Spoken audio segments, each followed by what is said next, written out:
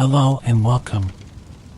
Today, I will whisper to you about one of the most infamous figures in modern history, Adolf Hitler. A man whose name has become synonymous with evil, hatred, and destruction. Hitler's rise to power and the catastrophic consequences of his leadership not only plunged the world into its deadliest conflict, but also left an indelible scar on humanity, a reminder of the depths to which human cruelty can descend. As we delve into this dark chapter of history, we will explore how Hitler's twisted ideology, ruthless ambition, and manipulative tactics led to the rise of the Nazi regime. We will also examine the profound suffering and devastation he inflicted upon millions, culminating in the horrors of the Holocaust and the destruction of much of Europe during World War II. This journey through the life and actions of Adolf Hitler serves as a stark reminder of the dangers of unchecked power and the consequences of allowing hatred and prejudice to fester and grow. So, get comfortable, relax, and let's uncover the dark and tragic story of Adolf Hitler together. To understand Adolf Hitler and the dark path he would eventually lead the world down, it's essential to first look at the world he was born into. The late 19th century, particularly in Austria and Germany, was a time of significant social, political, and economic change. The era in which Hitler was born was marked by a complex mix of traditional values, rapid industrialization, and rising nationalist sentiments.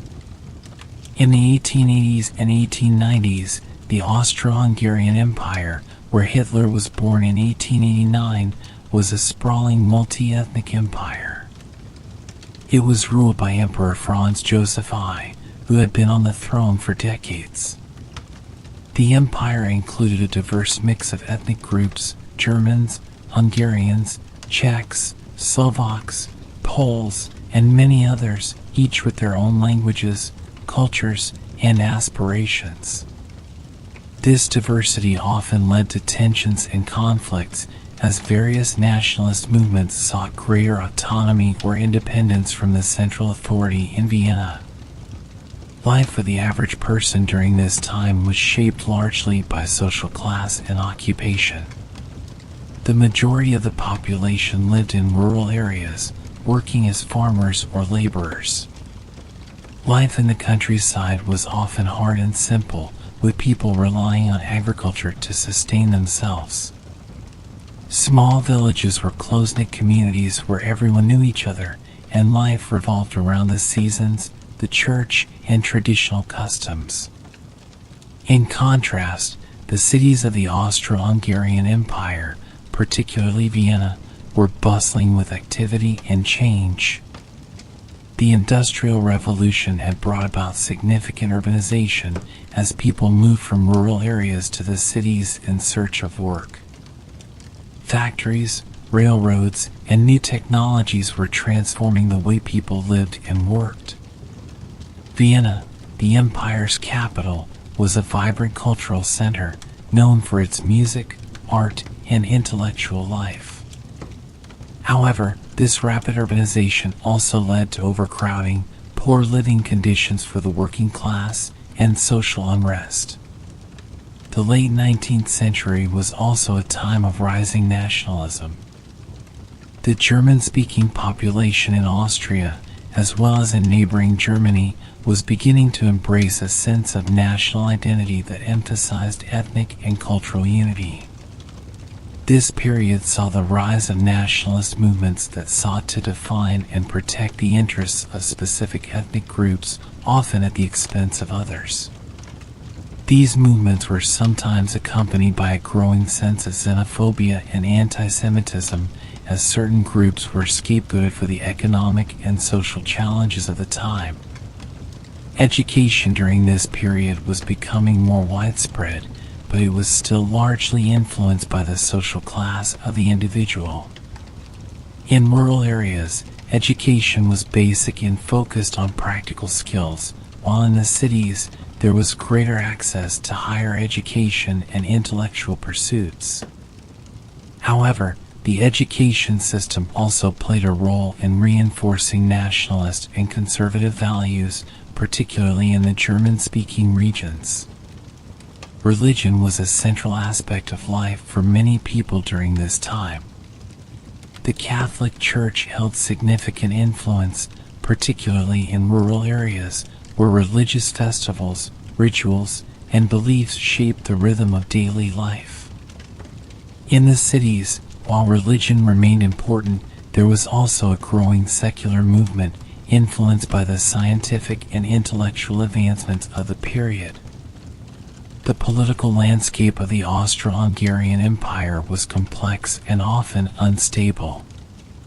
The empire was a patchwork of different nationalities, each with its own political aspirations. The central government in Vienna struggled to maintain control and balance the competing demands of its diverse population. This political instability was further complicated by the rise of socialism, which was gaining support among the working class, who were frustrated with their economic conditions and lack of political representation. Economically, the late 19th century was a period of both growth and hardship. Industrialization had brought prosperity to some, particularly the burgeoning middle class, but it also led to significant social inequalities. The working class, who labored in factories and mines, often lived in poverty, facing long hours, low wages, and dangerous working conditions. This economic disparity contributed to social tensions and the rise of political movements advocating for workers' rights and social reform. In summary, the period into which Adolf Hitler was born was one of significant change and tension.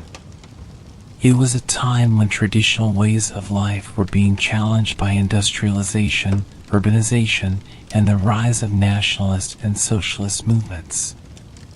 The social fabric of the Austro-Hungarian Empire was complex and often strained, with deep divisions along ethnic, economic, and political lines.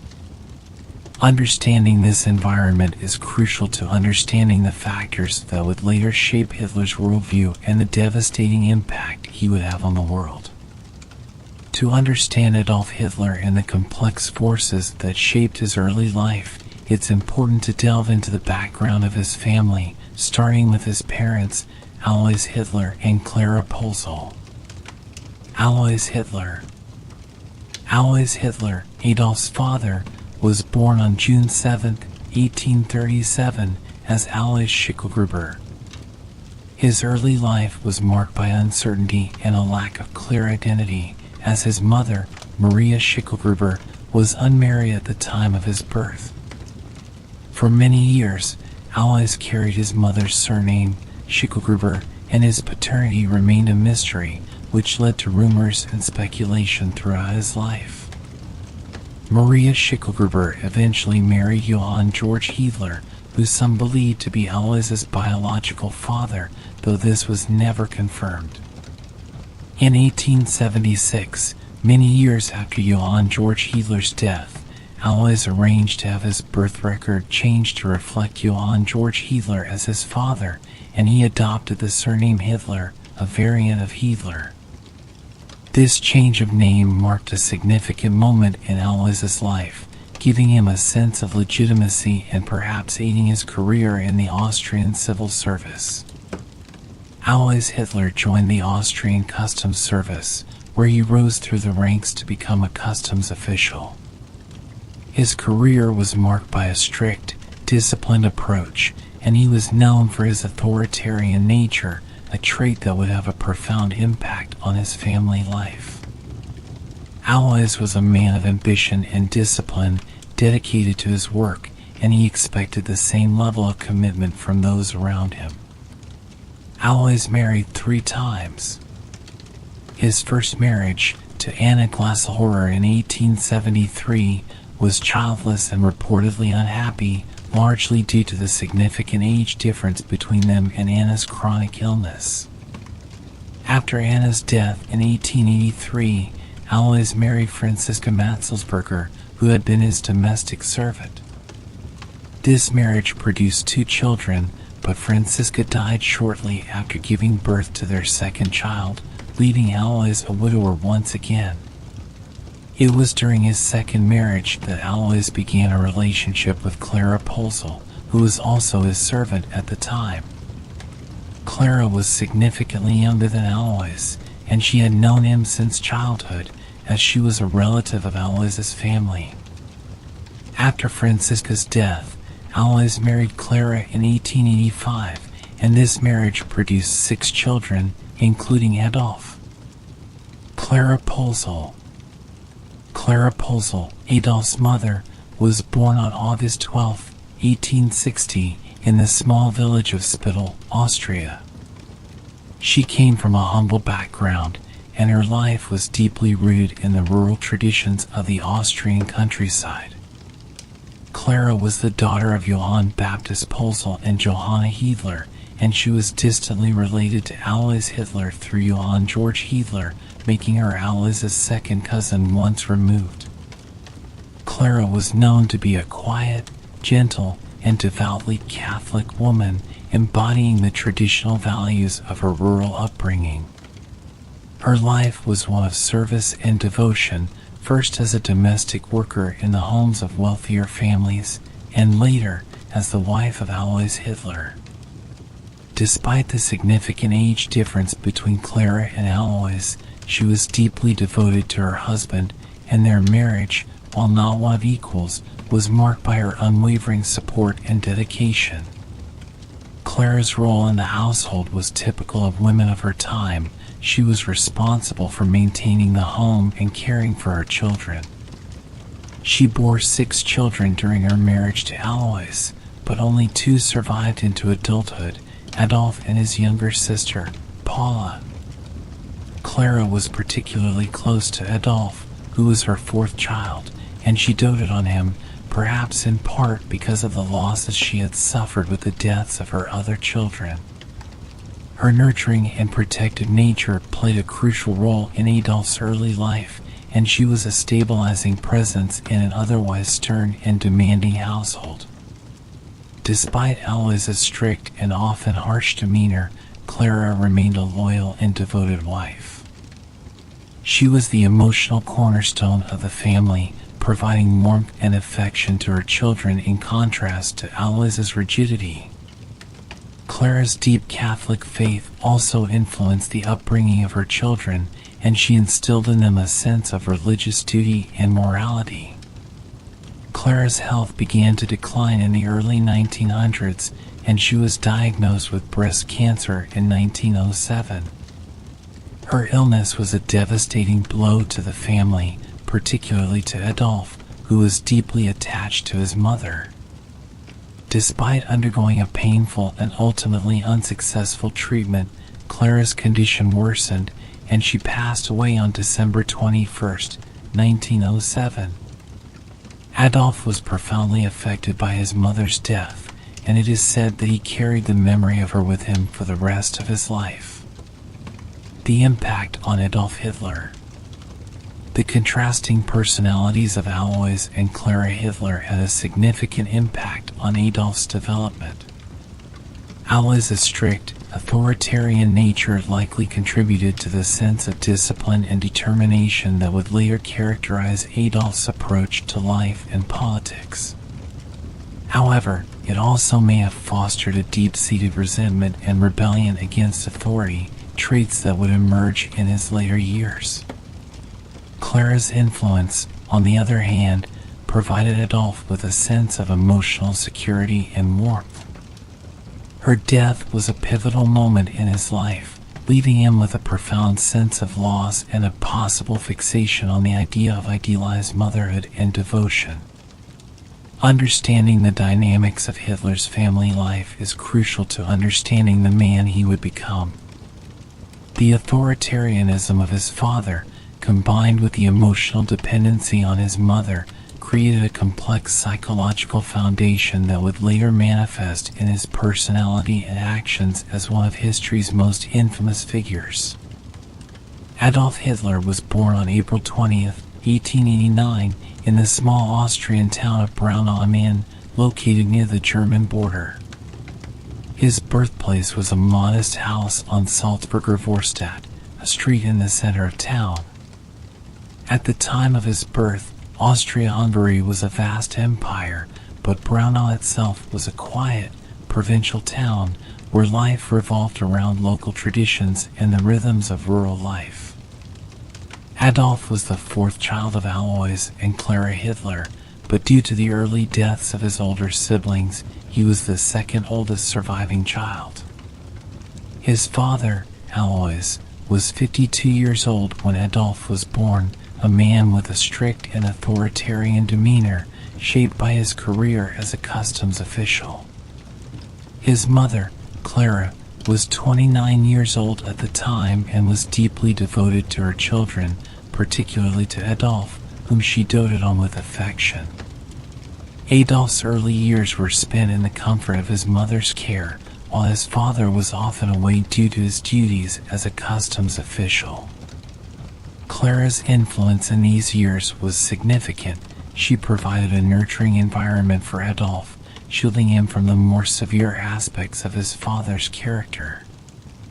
Despite Alois' sternness, these early years were relatively stable, and Adolf enjoyed a close relationship with his mother. The family moved several times during Adolf's early childhood, as Alois' work required him to relocate. These moves were typical for a civil servant's family at the time and were seen as part of the normal course of life. However, the frequent changes in environment may have contributed to a sense of instability in young Adolf's life, even though his family remained intact and supportive. By the time Adolf reached the age of 5, he was living in the town of Passau, just across the border in Germany. This move to Passau, a bustling market town along the Danube River, exposed Adolf to the German culture and language, further solidifying the strong sense of German identity that would later play a central role in his life. It was here that Adolf began to absorb the cultural and nationalist sentiments that were prevalent in the region, sentiments that would profoundly influence his worldview in the years to come. During these formative years, Adolf was described as a quiet, introspective child.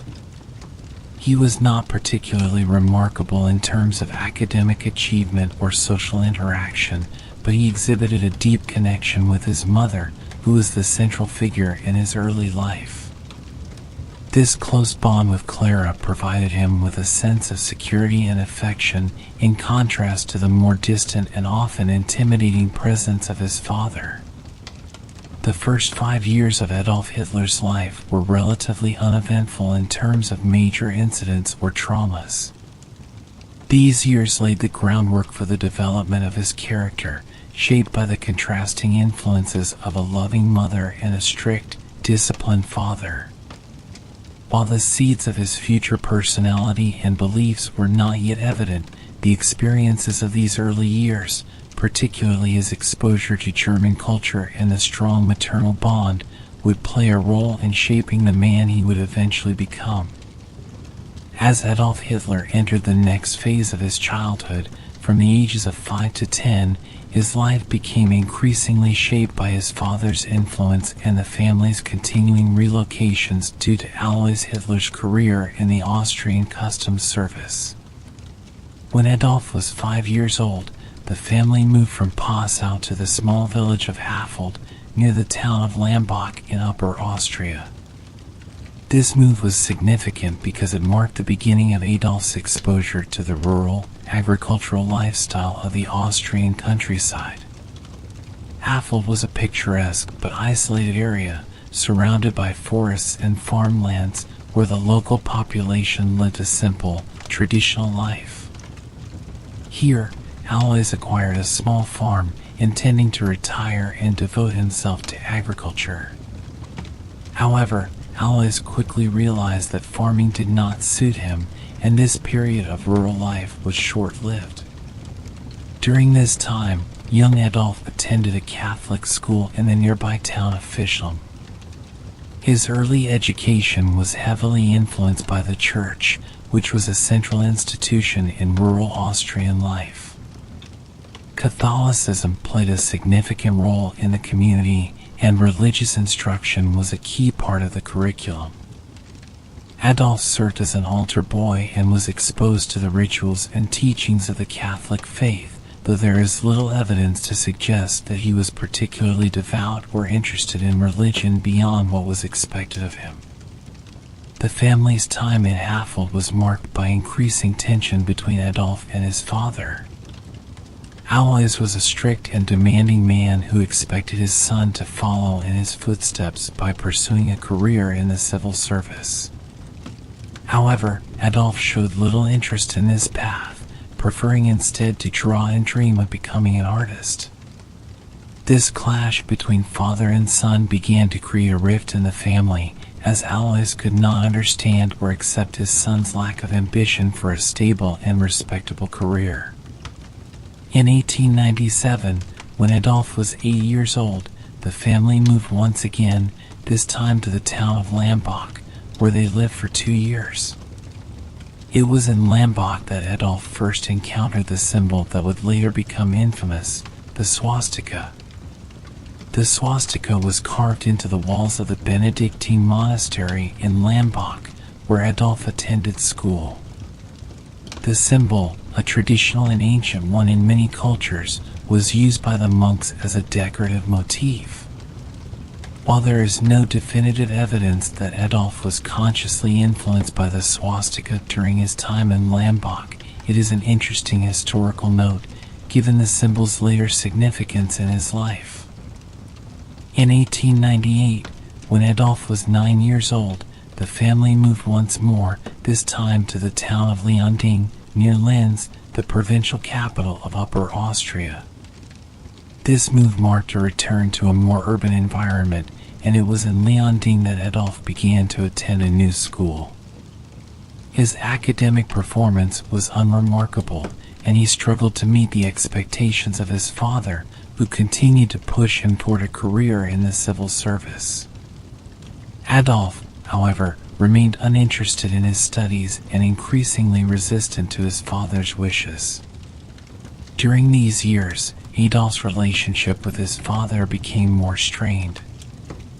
Alois was often harsh and unyielding, particularly when it came to Adolf's lack of discipline and focus on his studies. The tension between them was exacerbated by Adolf's growing interest in art and his refusal to conform to the path that Alois had set out for him. Adolf spent much of his free time drawing and daydreaming, nurturing his creative ambitions despite his father's disapproval. Clara, on the other hand, remained a source of comfort and support for Adolf. She continued to dote on him, perhaps more so as she witnessed the growing conflict between her husband and son.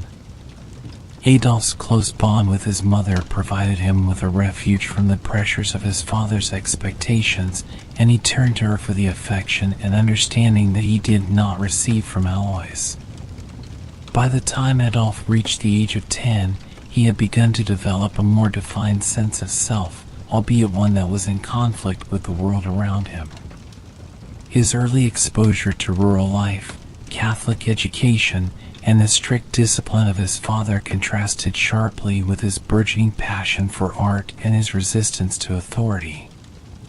These formative years were crucial in shaping the young boy who would later become one of history's most infamous figures, as they laid the groundwork for the internal struggles and ambitions that would drive his future actions.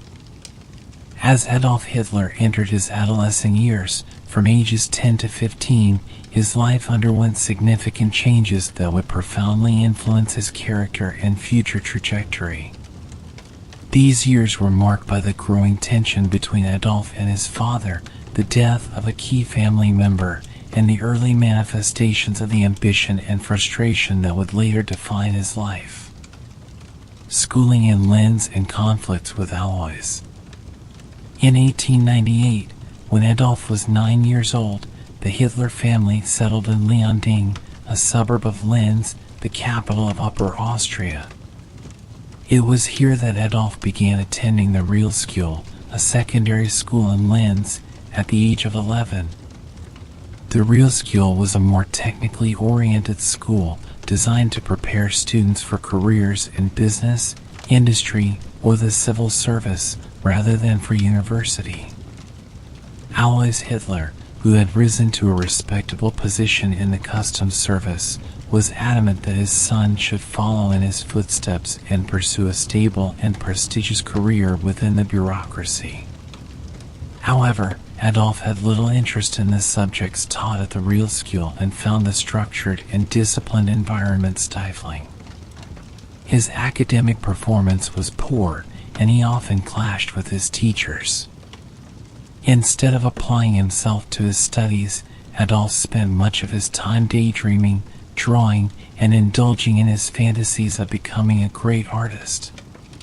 His passion for art was evident even at this young age, and he would later recall spending hours sketching buildings, landscapes, and scenes from his imagination. The growing rift between Adolf and his father over his future career led to increasing tension at home. Alois was a strict disciplinarian who believed in hard work, order, and obedience. He was deeply frustrated by his son's lack of discipline and perceived laziness, and he frequently punished Adolf for his poor performance in school. These punishments only deepened Adolf's resentment toward his father and fueled his desire to rebel against the path that had been laid out for him. The death of Alois Hitler. The conflict between Adolf and his father came to an abrupt end on January 3, 1903, when Alois Hitler died suddenly of a lung hemorrhage. Adolf was 13 years old at the time. While his father's death brought a sense of relief from the oppressive expectations that had weighed heavily on him, it also left the family in a precarious financial situation. Alois's death had a profound impact on Adolf, who found himself at a crossroads. On one hand, he was now free from his father's control and could theoretically pursue his artistic ambitions. On the other hand, he was left without a clear direction or support, and the loss of the family's primary breadwinner placed new responsibilities on the young boy. Despite the challenges, Adolf saw his father's death as an opportunity to assert his own identity, free from the constraints of the rigid expectations that had defined his childhood. Continued struggles in school and ambitions in art. After Alois's death, Clara Hitler, who had always been a supportive and nurturing presence in Adolf's life, continued to care for the family. She moved them to a smaller, more affordable home and worked tirelessly to ensure that Adolf and his siblings had the best possible opportunities. Despite her efforts, Adolf's academic performance did not improve, and his interest in school continued to wane. By the age of 14, Adolf's desire to become an artist had solidified into a passionate ambition. He began to dream of attending the Academy of Fine Arts in Vienna, where he believed he could hone his skills and achieve recognition as a great artist. However, his academic record at the Realschule was abysmal, and he showed little interest in the subjects that were required for admission to the academy. His teachers described him as lazy and unmotivated, and he often skipped classes, preferring to wander the streets of Linz or spend time alone in nature. Adolf's obsession with art was not limited to drawing. He also developed an intense interest in architecture. He would spend hours studying the buildings and monuments of Linz, sketching them in his notebooks and imagining how he might redesign or improve them. This early fascination with architecture would later play a significant role in his vision for the Third Reich, where monumental building projects would become a key part of his ideology. Despite his dreams, Adolf's academic struggles made it increasingly unlikely that he would be able to pursue formal training in art. This realization began to weigh heavily on him, leading to a growing sense of frustration and bitterness. He felt trapped between his artistic aspirations and the harsh realities of his circumstances, unable to find a clear path forward. the influence of George Ritter von Schoner and Pan-Germanism. During these years, Adolf also began to develop an interest in politics, influenced in part by the writings and speeches of George Ritter von Schoner, an Austrian politician known for his radical German nationalist and anti-Semitic views. Schoner advocated for the unification of all German-speaking peoples into a single nation, a concept known as Pan-Germanism. He was also a fierce critic of the Habsburg monarchy and the Catholic Church, which he saw as obstacles to German unity and strength. Adolf was drawn to Schoner's ideas, particularly the notion of a strong, unified Germany that would rise above the multi-ethnic and multi-religious Austro-Hungarian Empire. This early exposure to nationalist and anti-Semitic rhetoric would lay the foundation for the extreme views that Adolf would later embrace as a political leader. Although his interest in politics was still in its infancy, these ideas began to take root in his mind during his adolescence. The death of Clara Hitler. As Adolf entered his 15th year, his life took another tragic turn. His mother, Clara, who had been his most important source of emotional support, was diagnosed with breast cancer in 1907.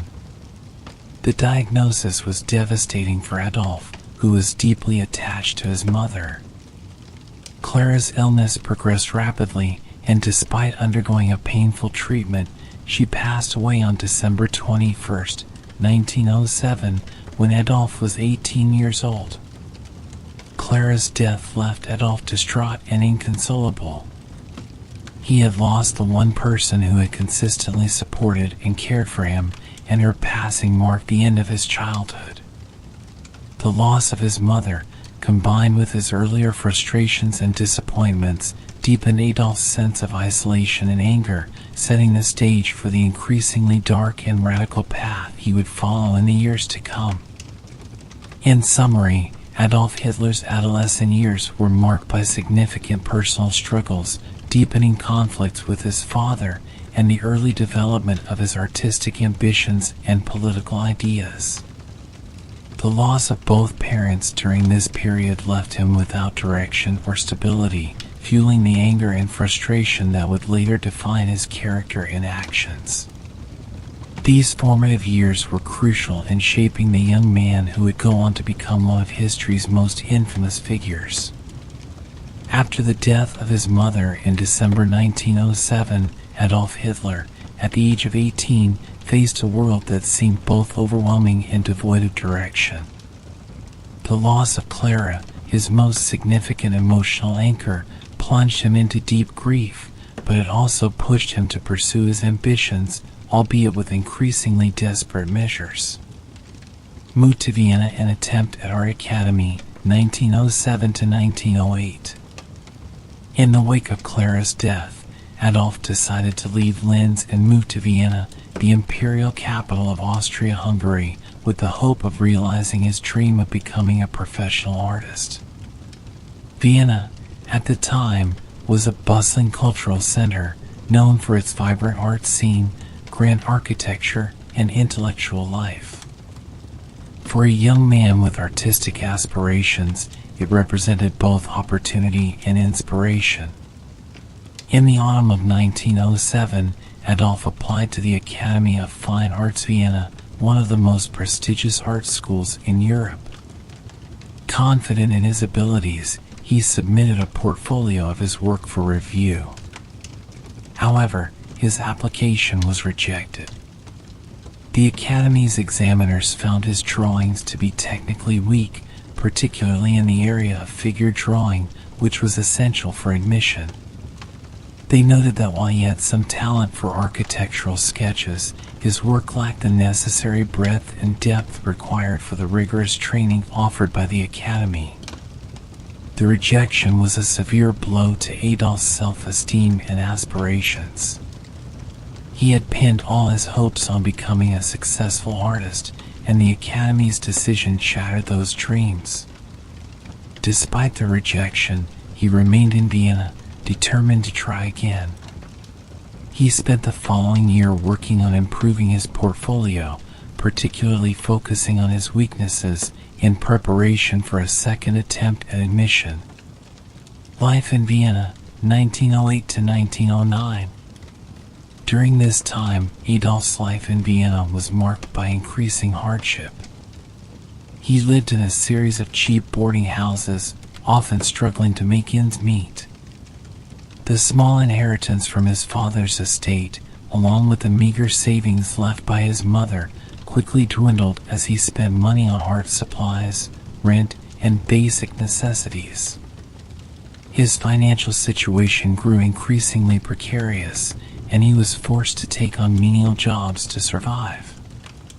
However, his disdain for manual labor and his belief in his own artistic destiny made it difficult for him to hold down steady employment.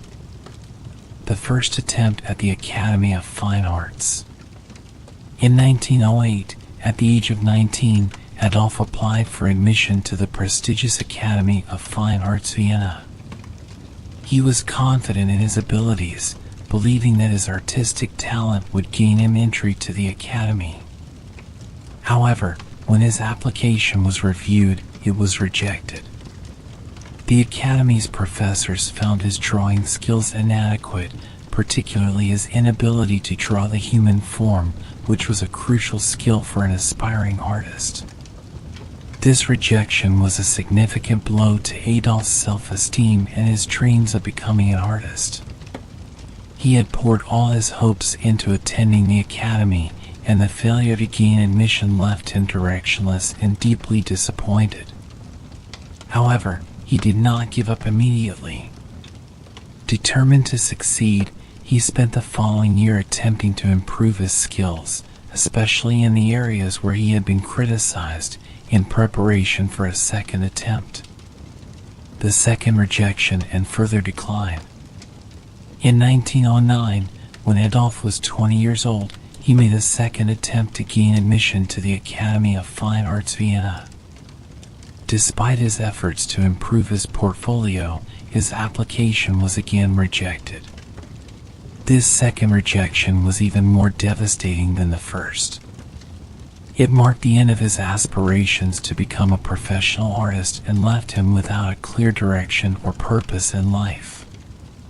Following this rejection, Adolf's situation in Vienna deteriorated further.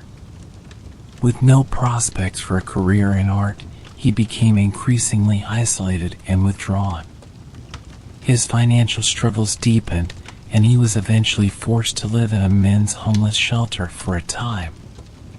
Later, he moved to the Meldemannstrasse dormitory, a home for impoverished men, where he lived in increasingly squalid conditions. It was during this period of despair and poverty that Adolf began to develop the intense resentments and hatreds that would later define his ideology. He grew increasingly bitter about his failures and began to blame others for his misfortunes, particularly the Jewish community, whom he saw as scapegoats for his problems and for the broader societal issues he observed in Vienna. This time of deepening poverty, coupled with the rejection of his artistic dreams, laid the psychological groundwork for the extreme views that Adolf Hitler would later adopt and act upon as he moved from an aimless young man to one of the most infamous figures in history. Between the ages of 22 and 24, Adolf Hitler's life was marked by continued poverty, increasing isolation, and a growing fixation on the political and social issues that were consuming Vienna at the time. In 1911, at the age of 22, Adolf was still living in the Meldemannstrasse dormitory, a refuge for destitute men in Vienna. His artistic dreams had been thoroughly crushed by repeated rejections from the Academy of Fine Arts, and his attempts to make a living by selling small paintings and postcards were largely unsuccessful. The meager income he earned was barely enough to cover his basic needs, and he continued to live a life of poverty and uncertainty. During this period, Adolf withdrew further from social interaction, becoming increasingly isolated and spending much of his time alone. His days were often spent wandering the streets of Vienna, visiting libraries where he read voraciously, or sitting in coffee houses, observing the people around him. It was in these solitary moments that he began to form the ideas and beliefs that would later shape his political ideology. Vienna, at the time, was a city of stark contrasts. It was home to both immense wealth and deep poverty, a melting pot of cultures, languages, and religions.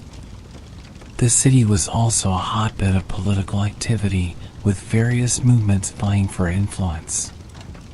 Nationalism, socialism, and anti-Semitism were all part of the public discourse, and Adolf, who had become increasingly embittered by his own failures, found himself drawn to the more radical and extreme elements of this political landscape.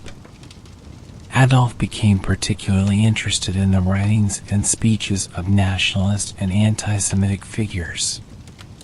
He began to absorb the toxic rhetoric that blamed the city's Jewish population for many of the social and economic problems facing Vienna. This rhetoric resonated with him, as it provided a convenient scapegoat for his own struggles and disappointments. It was during this time that Adolf's anti-Semitic views began to solidify, laying the foundation for the virulent hatred that would later become a central tenet of his ideology. At the age of 24, in 1913, Adolf made a significant decision that would alter the course of his life. Frustrated with his life in Vienna and increasingly disillusioned with the Austro-Hungarian Empire, he decided to leave the city and move to Munich, Germany. Munich, with its strong sense of Bavarian identity and a growing nationalist movement, seemed to offer a fresh start and the possibility of finding a sense of purpose that had eluded him in Vienna. This move marked the beginning of a new chapter in Adolf's life, one that would eventually lead him down the path of radicalization and political activism. Leaving Vienna behind, Adolf arrived in Munich in May 1913, shortly after his 24th birthday. The city would become the backdrop for his transformation from a disillusioned young man into a political figure who would ultimately rise to infamy. Munich offered Adolf a new environment, one where he could begin to articulate his burgeoning ideas about nationalism, race, and society. The move to Munich also signaled Adolf's increasing identification with Germany, as he began to see himself not as an Austrian, but as a German nationalist, dedicated to the idea of a unified and powerful German state. These years, from 22 to 24, were crucial in shaping Adolf Hitler's worldview and setting the stage for his future actions. The isolation, poverty, and exposure to radical ideas during this period fueled the resentments and ambitions that would drive him to seek power and impose his vision on the world. Between the ages of 24 and 26, Adolf Hitler's life underwent significant changes that played a crucial role in shaping his future path. These were the years when he left behind the aimless existence he had endured in Vienna and began to forge a new identity in Munich, Germany. This period was marked by a growing engagement with nationalist ideas, his experience in World War I, and the beginning of the radicalization that would eventually lead him to the political arena. Arrival in Munich, 1913. Adolf Hitler arrived in Munich in May 1913, shortly after his 24th birthday. Munich, a city known for its strong Bavarian culture and burgeoning nationalist sentiment, offered a stark contrast to the cosmopolitan and multi-ethnic environment of Vienna. For Adolf, Munich represented a fresh start and an opportunity to align himself more closely with the German nationalist cause. He had long admired Germany and considered himself more German than Austrian, and Munich seemed like the ideal place to immerse himself in the ideas that he believed in. In Munich, Adolf continued to live a modest and solitary life, much like he had in Vienna. He rented a small room in a boarding house on Schleiströmer Strasse, where he lived frugally. His artistic ambitions, though still present, had been largely set aside as he struggled to find a clear direction for his life. He continued to earn a meager living by selling his paintings, primarily focusing on architectural scenes and postcards. His artistic work, while competent, remained uninspired, and he did not seek formal training or mentorship in the arts. During his early years in Munich, Adolf was a frequent visitor to libraries and bookstores where he devoured books on history, politics, and philosophy. He became particularly interested in the works of nationalist and anti-Semitic writers whose ideas resonated with the growing sense of grievance and resentment he felt towards society. He also spent a significant amount of time in beer halls and taverns where he listened to the political discussions of the day. These venues were often filled with talk of Germany's future, the perceived threats posed by Jews and Marxists, and the growing sense of nationalism that was taking hold in Bavaria and beyond. Military service and World War I, 1914 to 1916. In August 1914, when Adolf was 25, the outbreak of World War I provided him with a sense of purpose and direction he had been searching for. Germany's declaration of war was met with widespread enthusiasm, and like many young men of his generation, Adolf was swept up in the fervor of patriotic duty. He saw the war as an opportunity to prove himself, to fight for the German nation, and to escape the aimless and frustrating life he had led up to that point.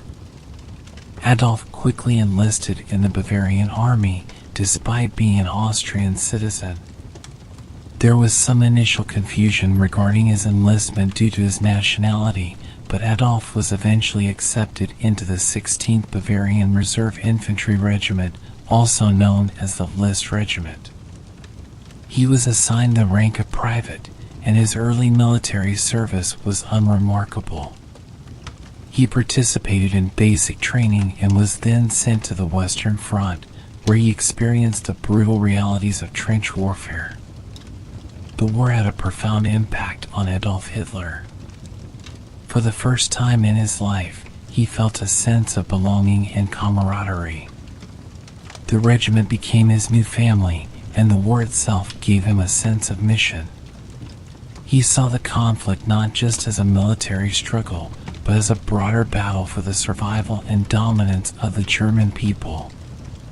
The harsh conditions of the trenches, constant danger, deprivation, and death reinforced his belief in the importance of struggle and the survival of the fittest. Adolf served as a dispatch runner, a role that involved carrying messages between command posts and units on the front lines. This was a dangerous job, as it often required him to move across open ground under enemy fire. Despite the risks, Adolf thrived in this environment. He was known to be a brave and reliable soldier, earning the respect of his comrades and superiors. He was awarded the Iron Cross, Second Class, in December 1914 for his bravery, an honor that he wore with great pride. Throughout 1915 and 1916, Adolf continued to serve on the Western Front, participating in several major battles, including the Battle of Ypres. The war's horrors, including the constant threat of death and the gruesome injuries sustained by his fellow soldiers, deepened his belief in the necessity of a strong, unified Germany, free from the influences he saw as corrupting or weakening the nation. His experiences on the front lines also intensified his hatred of Jews and Marxists, whom he blamed for Germany's troubles, both at home and in the war. During this period, Adolf became increasingly isolated from the civilian world. His letters home and to former acquaintances reflected his growing detachment from the pre-war society and his belief that only those who fought in the trenches could truly understand the sacrifices being made. He developed a contempt for those who, in his view, shirked their duty or profited from the war without contributing to the fight. This sense of betrayal would later feed into the stab-in-the-back myth, which claimed that Germany had been betrayed by internal enemies, particularly Jews and Marxists, leading to its defeat in World War I. The beginning of radicalization. The years between 24 and 26 were pivotal in Adolf Hitler's transformation from a frustrated and aimless young man into a soldier deeply committed to the nationalist cause. The war provided him with a sense of purpose, but it also hardened his views and deepened his hatreds. The camaraderie of the trenches, the shared struggle, and the experience of life and death in the front lines created a bond with his fellow soldiers that he had never experienced before. This bond was based on a shared sense of sacrifice and the belief that they were fighting for the survival of the German nation. However, these years also marked the beginning of Adolf's radicalization. The war intensified his anti-Semitic beliefs and his hatred of Marxism. He began to see the war not just as a military conflict, but as part of a larger ideological struggle between good and evil, between the forces that supported the German nation and those that sought to destroy it from within.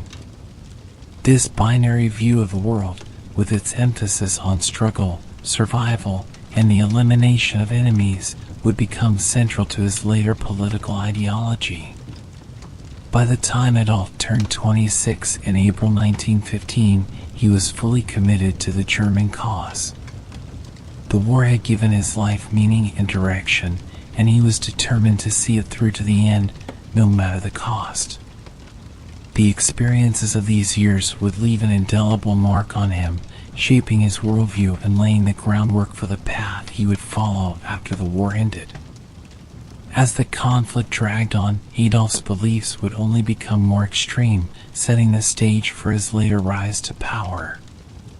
Between the ages of 26 and 28, Adolf Hitler's life was dominated by the ongoing conflict of World War I, a period that was instrumental in shaping his ideology, solidifying his extreme views, and forging the intense personal motivations that would later drive his political career.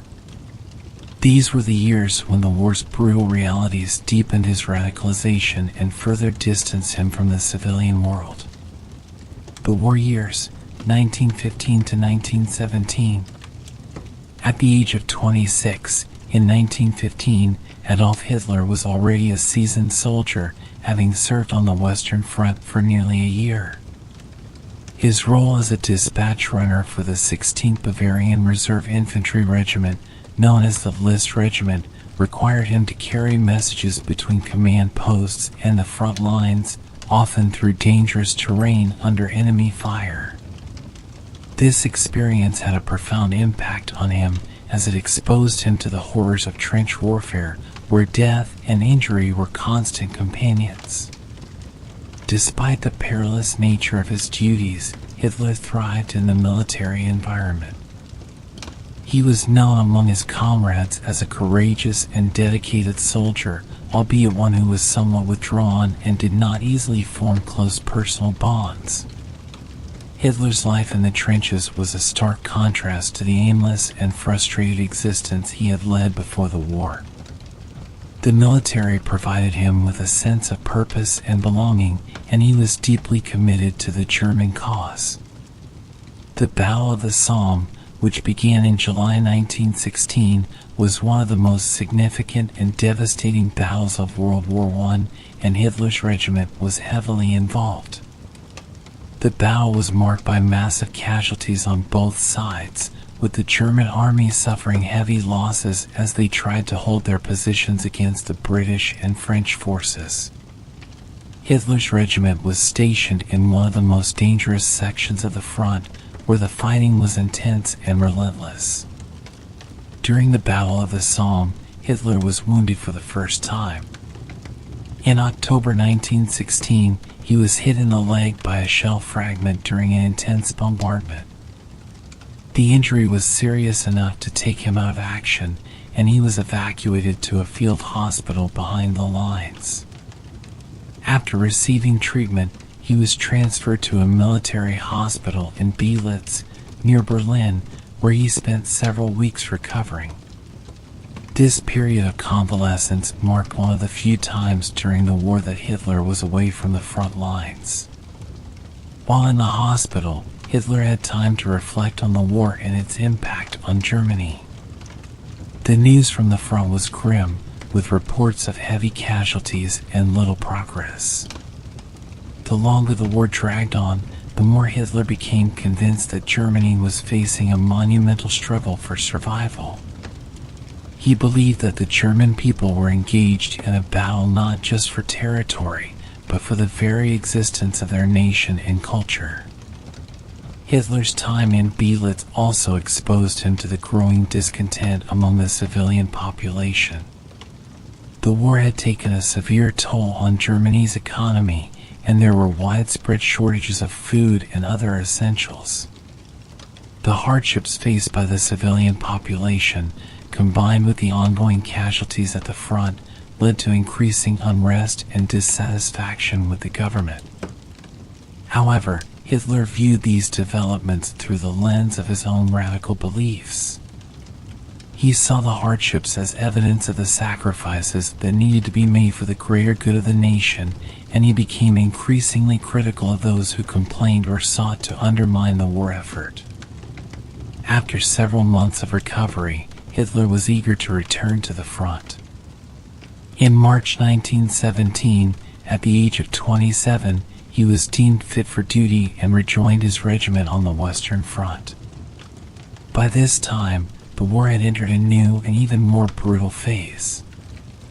The stalemate in the trenches had led both sides to adopt increasingly desperate tactics, including the use of poison gas, which added a new level of horror to the conflict.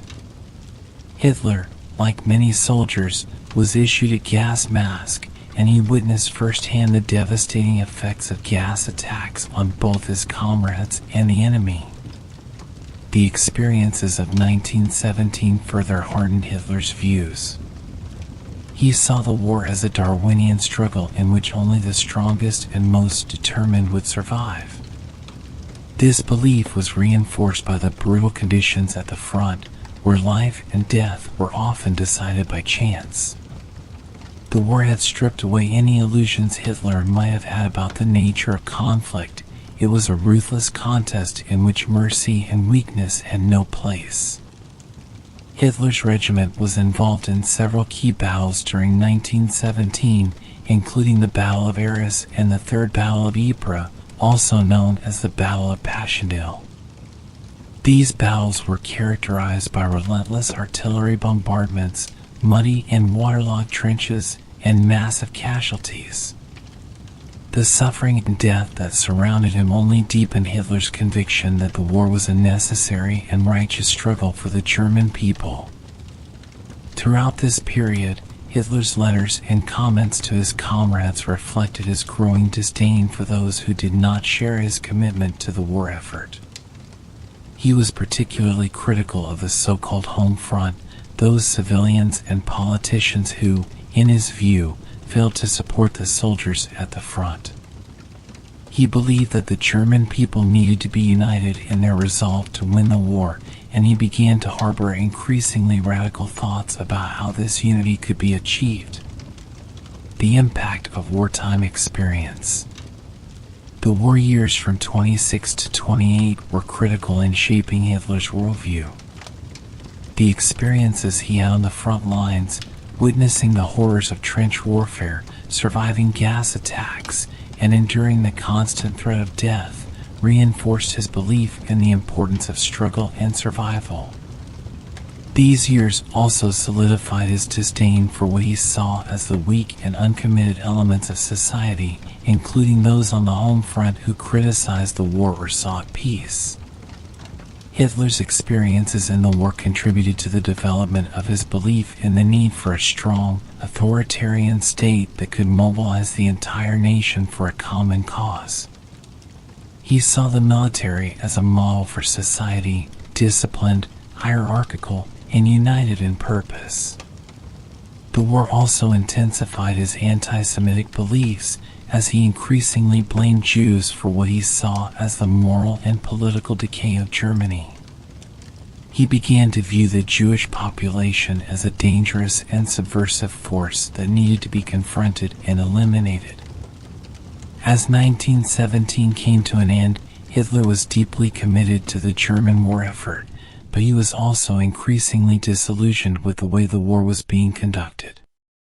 He believed that Germany needed stronger leadership and a more ruthless approach to both the war and its internal enemies. These ideas would later form the basis of his political platform when he entered the political arena after the war.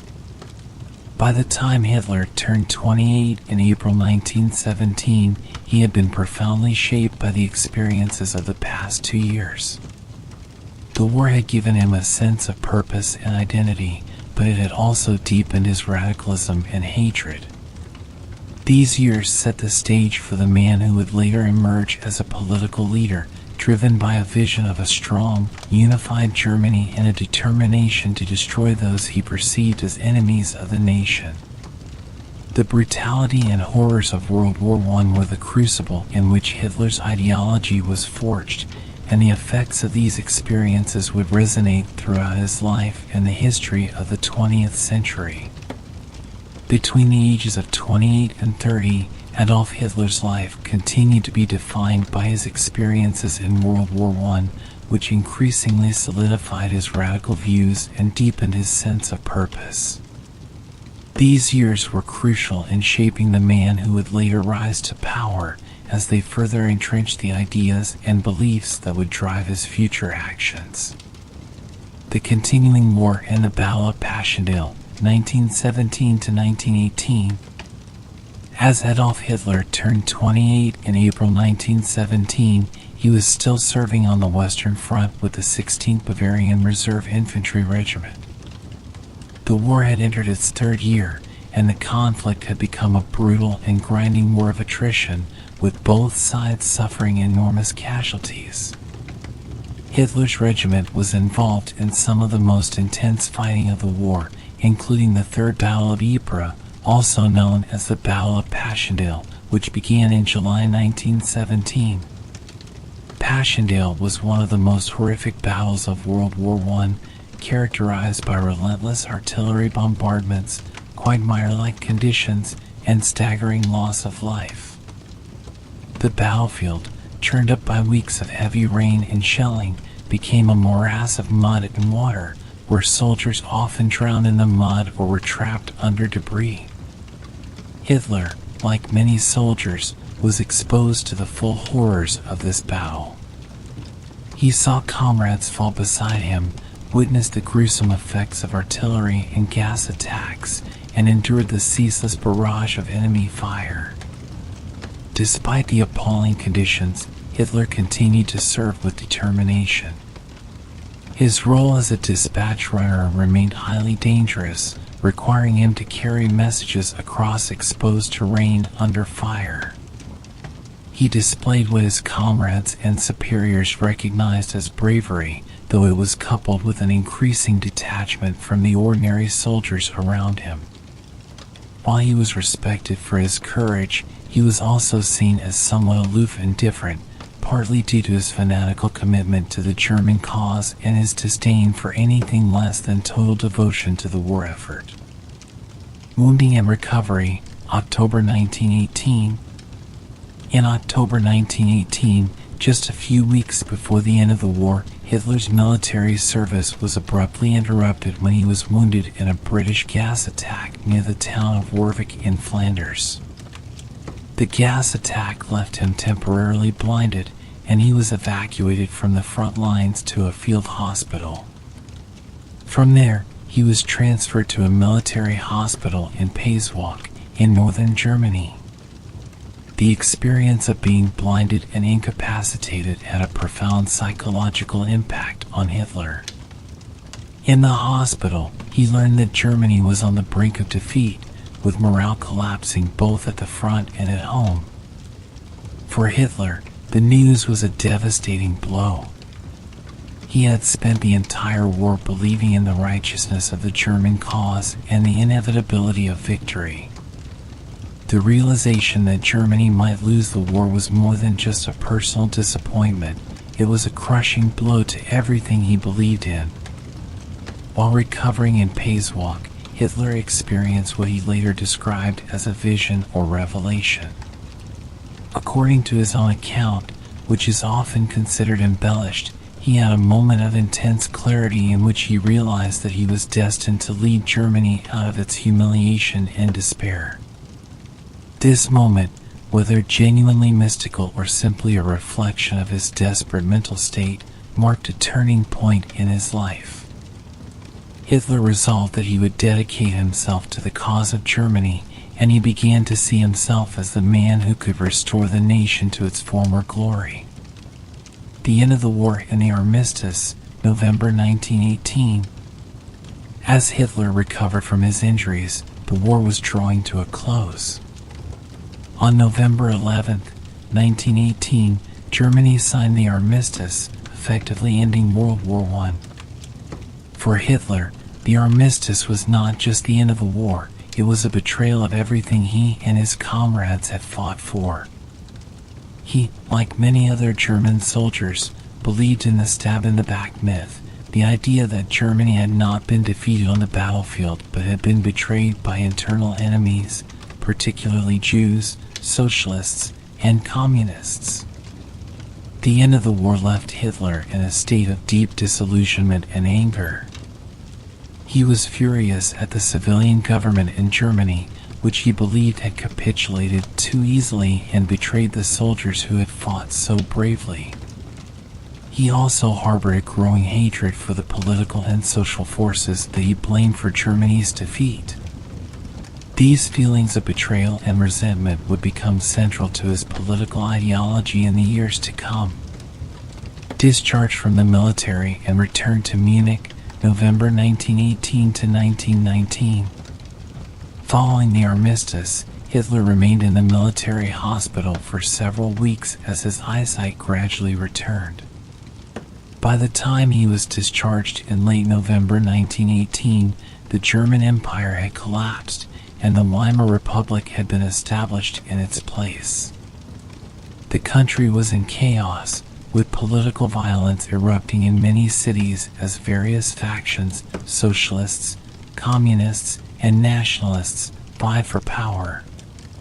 Hitler returned to Munich, a city that was a hotbed of revolutionary activity. The Bavarian Soviet Republic, a short-lived socialist state, had been declared in Munich in April 1919, and the city was in turmoil. Hitler, who despised socialism and communism, viewed the events in Munich with a mixture of horror and anger. He saw the revolutionaries as further evidence of the internal enemies that were destroying Germany from within. Without a clear direction, Hitler remained in the army, which had been significantly reduced in size following the war. He was assigned to a position as a liaison officer, tasked with monitoring political groups in Munich. This role provided Hitler with his first exposure to the world of politics, as he attended meetings of various political parties and reported back to his superiors. It was during this time that Hitler attended a meeting of the German Workers' Party, DAP, a small nationalist and anti-Semitic organization that would later become the Nazi Party. Impressed by the ideas being discussed, and particularly by the party's anti-Semitic rhetoric, Hitler decided to join the DAP. This decision marked the beginning of his political career, setting him on the path that would eventually lead to his rise to power. Ideological formation and the path to politics. Between the ages of 28 and 30, Adolf Hitler's experiences during and after World War I deepened his radicalization and shaped the core of his political ideology. The war had provided him with a sense of purpose and identity, but its end left him feeling betrayed and vengeful.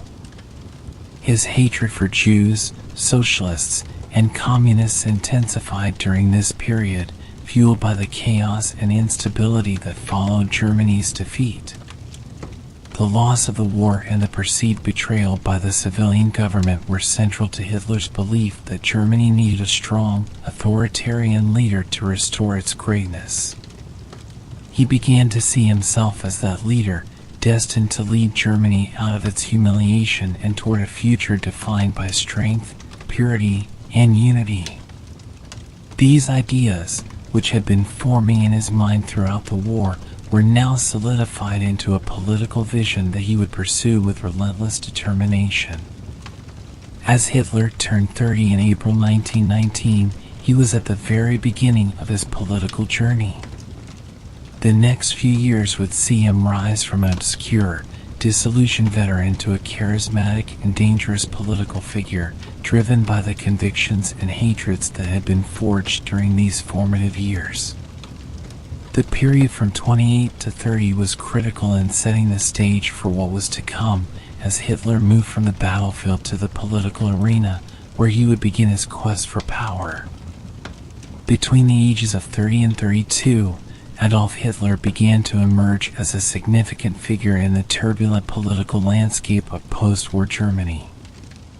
This period was marked by his deepening involvement in the nascent Nazi movement, his rise to prominence within the German Workers' Party, DEP, and the beginning of his efforts to transform the party into a powerful vehicle for his radical ideas.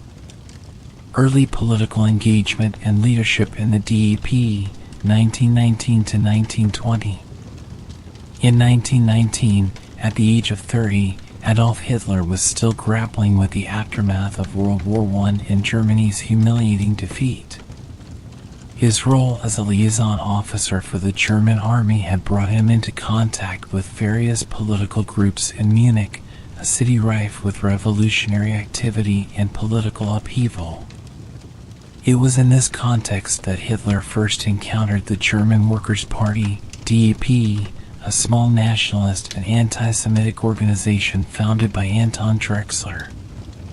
The DEP was one of many fringe political groups that had sprung up in the chaotic environment of post-war Germany, advocating for the restoration of German power and the removal of perceived internal enemies, particularly Jews and communists.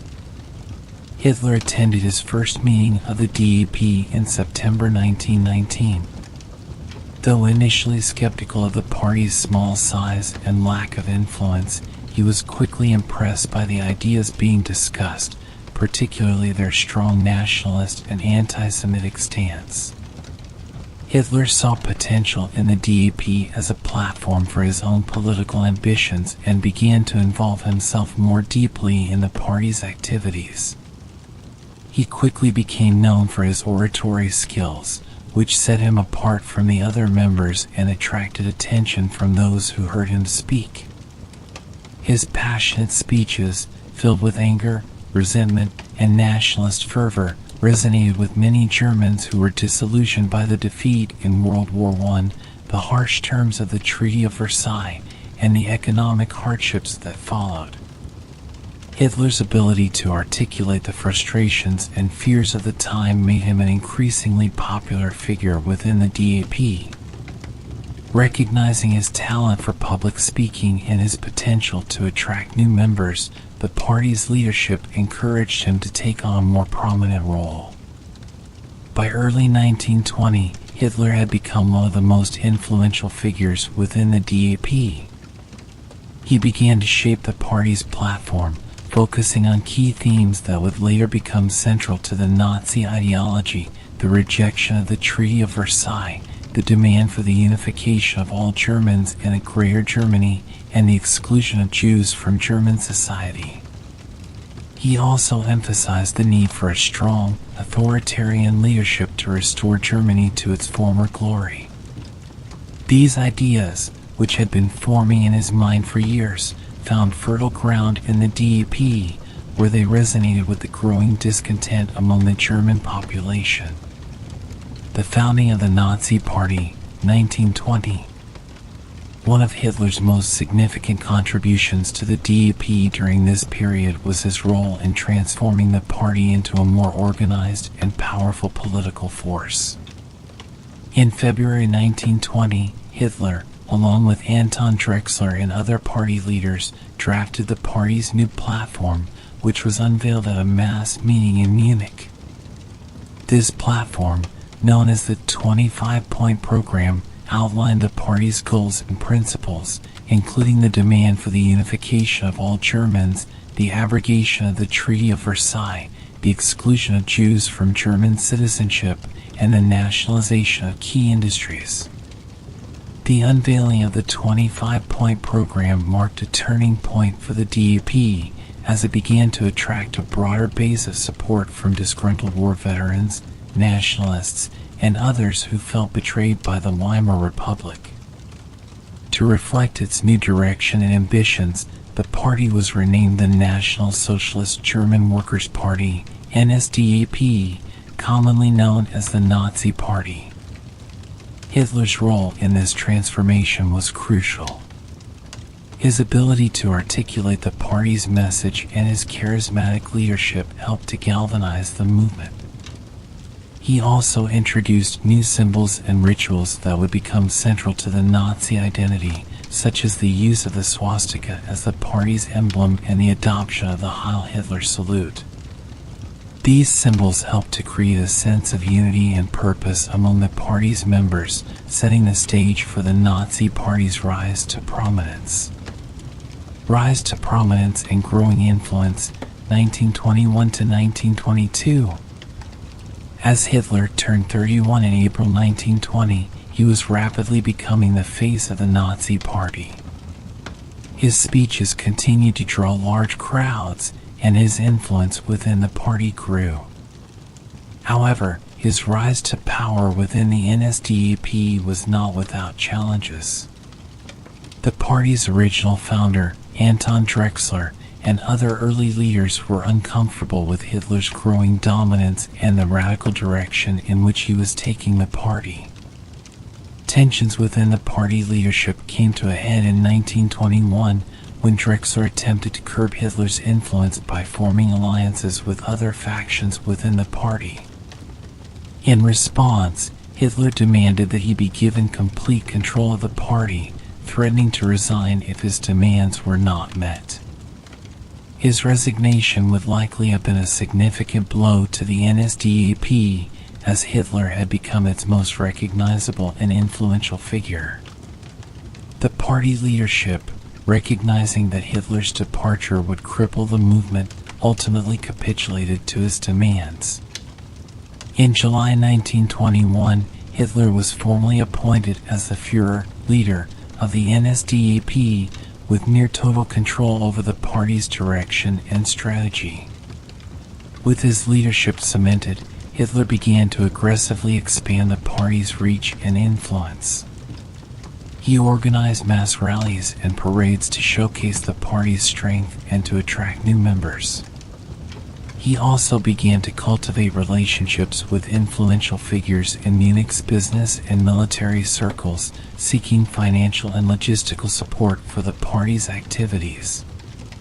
Hitler's vision for the NSDAP was clear. He wanted to transform it into a powerful, disciplined, and militant organization capable of challenging the Weimar Republic and seizing power in Germany.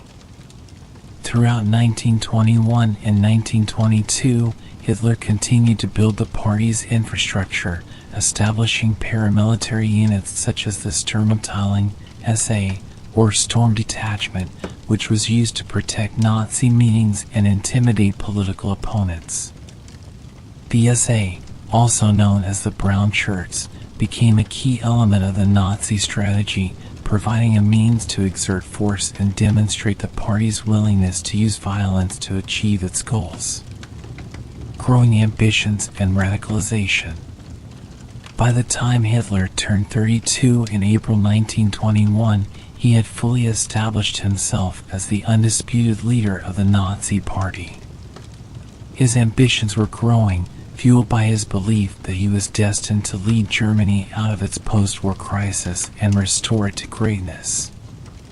Hitler's rhetoric became increasingly radical as he railed against the Weimar Republic, communists, Jews, and anyone else he perceived as an enemy of the German people. Hitler's growing influence and the success of the NSDAP in attracting new members led him to set his sights on broader political objectives. He began to articulate a vision of a future Germany that was united, strong, and purged of those he considered undesirable. His speeches were filled with promises of national revival, economic recovery, and the restoration of Germany's rightful place as a world power. As Hitler approached his 33rd birthday in April 1922, the foundations of the Nazi movement were firmly in place. The party was still relatively small, but it was growing rapidly, driven by Hitler's leadership and the deepening social and economic crises in Germany. The years between 30 and 32 had seen Hitler rise from an obscure figure in a small nationalist party to the leader of a movement that was beginning to attract national attention. These years were crucial in setting the stage for Hitler's eventual rise to power. The ideas and strategies that he developed during this period, his focus on propaganda, his use of violence, and his appeal to nationalist and anti-Semitic sentiments would become central to the Nazi Party's approach in the years to come. Hitler's belief in his own destiny and his determination to reshape Germany according to his vision were becoming the driving forces of his life, propelling him toward the political stage where he would make his mark on history. Between the ages of 32 and 34, Adolf Hitler continued his rise within the Nazi Party, solidifying his control and expanding the party's influence in Germany. These years were marked by increasing boldness in his actions and a growing belief in his destiny as the savior of Germany. This period also saw the Nazi Party begin to attract significant attention, both from supporters and from those who opposed its radical agenda. Expanding influence and the formation of key alliances, 1922 to 1923. As Hitler turned 32 in April 1921, the Nazi Party was still relatively small, but it was rapidly gaining momentum. Hitler's charismatic oratory and the party's emphasis on nationalism, anti-Semitism, and anti-communism resonated with many Germans who were disillusioned by the political and economic instability of the Weimar Republic. The Treaty of Versailles, which had imposed harsh penalties on Germany after World War I, continued to be a source of widespread resentment, and Hitler capitalized on this anger to build support for the Nazi cause.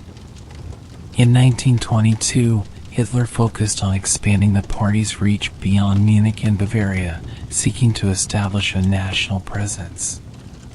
He began organizing speaking tours across Germany, where he delivered fiery speeches that attracted large crowds. His ability to tap into the frustrations and fears of the German people helped him to recruit new members and establish local Nazi Party branches in various cities. Hitler's speeches often targeted Jews, communists, and the Weimar government, whom he blamed for Germany's woes. His rhetoric became increasingly aggressive, reflecting his growing confidence and ambition. During this time, Hitler also began to forge key alliances with influential figures in the military, business, and political spheres. He recognized the importance of gaining the support of these elites if the Nazi Party was to achieve its goals. Among those who supported Hitler were wealthy industrialists who were alarmed by the rise of communism and saw the Nazi Party as a bulwark against leftist revolution. Hitler's connections with these figures provided the party with much-needed financial backing and legitimacy. One of the most significant developments in this period was Hitler's growing relationship with former German military officers, particularly those who were disillusioned by the Weimar Republic and who believed in the need for a strong, authoritarian government. These officers, many of whom had served in World War I, were drawn to Hitler's vision of a revitalized Germany and were willing to lend their support to the Nazi cause. This alliance with military figures would prove crucial in the years to come. The March on Rome and its impact on Hitler, 1922. The success of Benito Mussolini's March on Rome in October 1922 had a profound impact on Hitler. Mussolini's fascists had managed to seize power in Italy through a combination of intimidation, propaganda, and the support of key elites, including the military. Hitler saw in Mussolini's success a model for his own ambitions in Germany. The idea of a dramatic, forceful seizure of power appealed to Hitler, who began to consider how a similar strategy might be employed in Germany. Mussolini's rise to power emboldened Hitler and convinced him that a coup d'etat could be a viable path to power in Germany. He began to talk more openly about the need for a national revolution to overthrow the Weimar Republic and replace it with a strong, nationalist government. Hitler's belief in his own destiny was reinforced by Mussolini's success, and he became more determined than ever to lead a similar movement in Germany.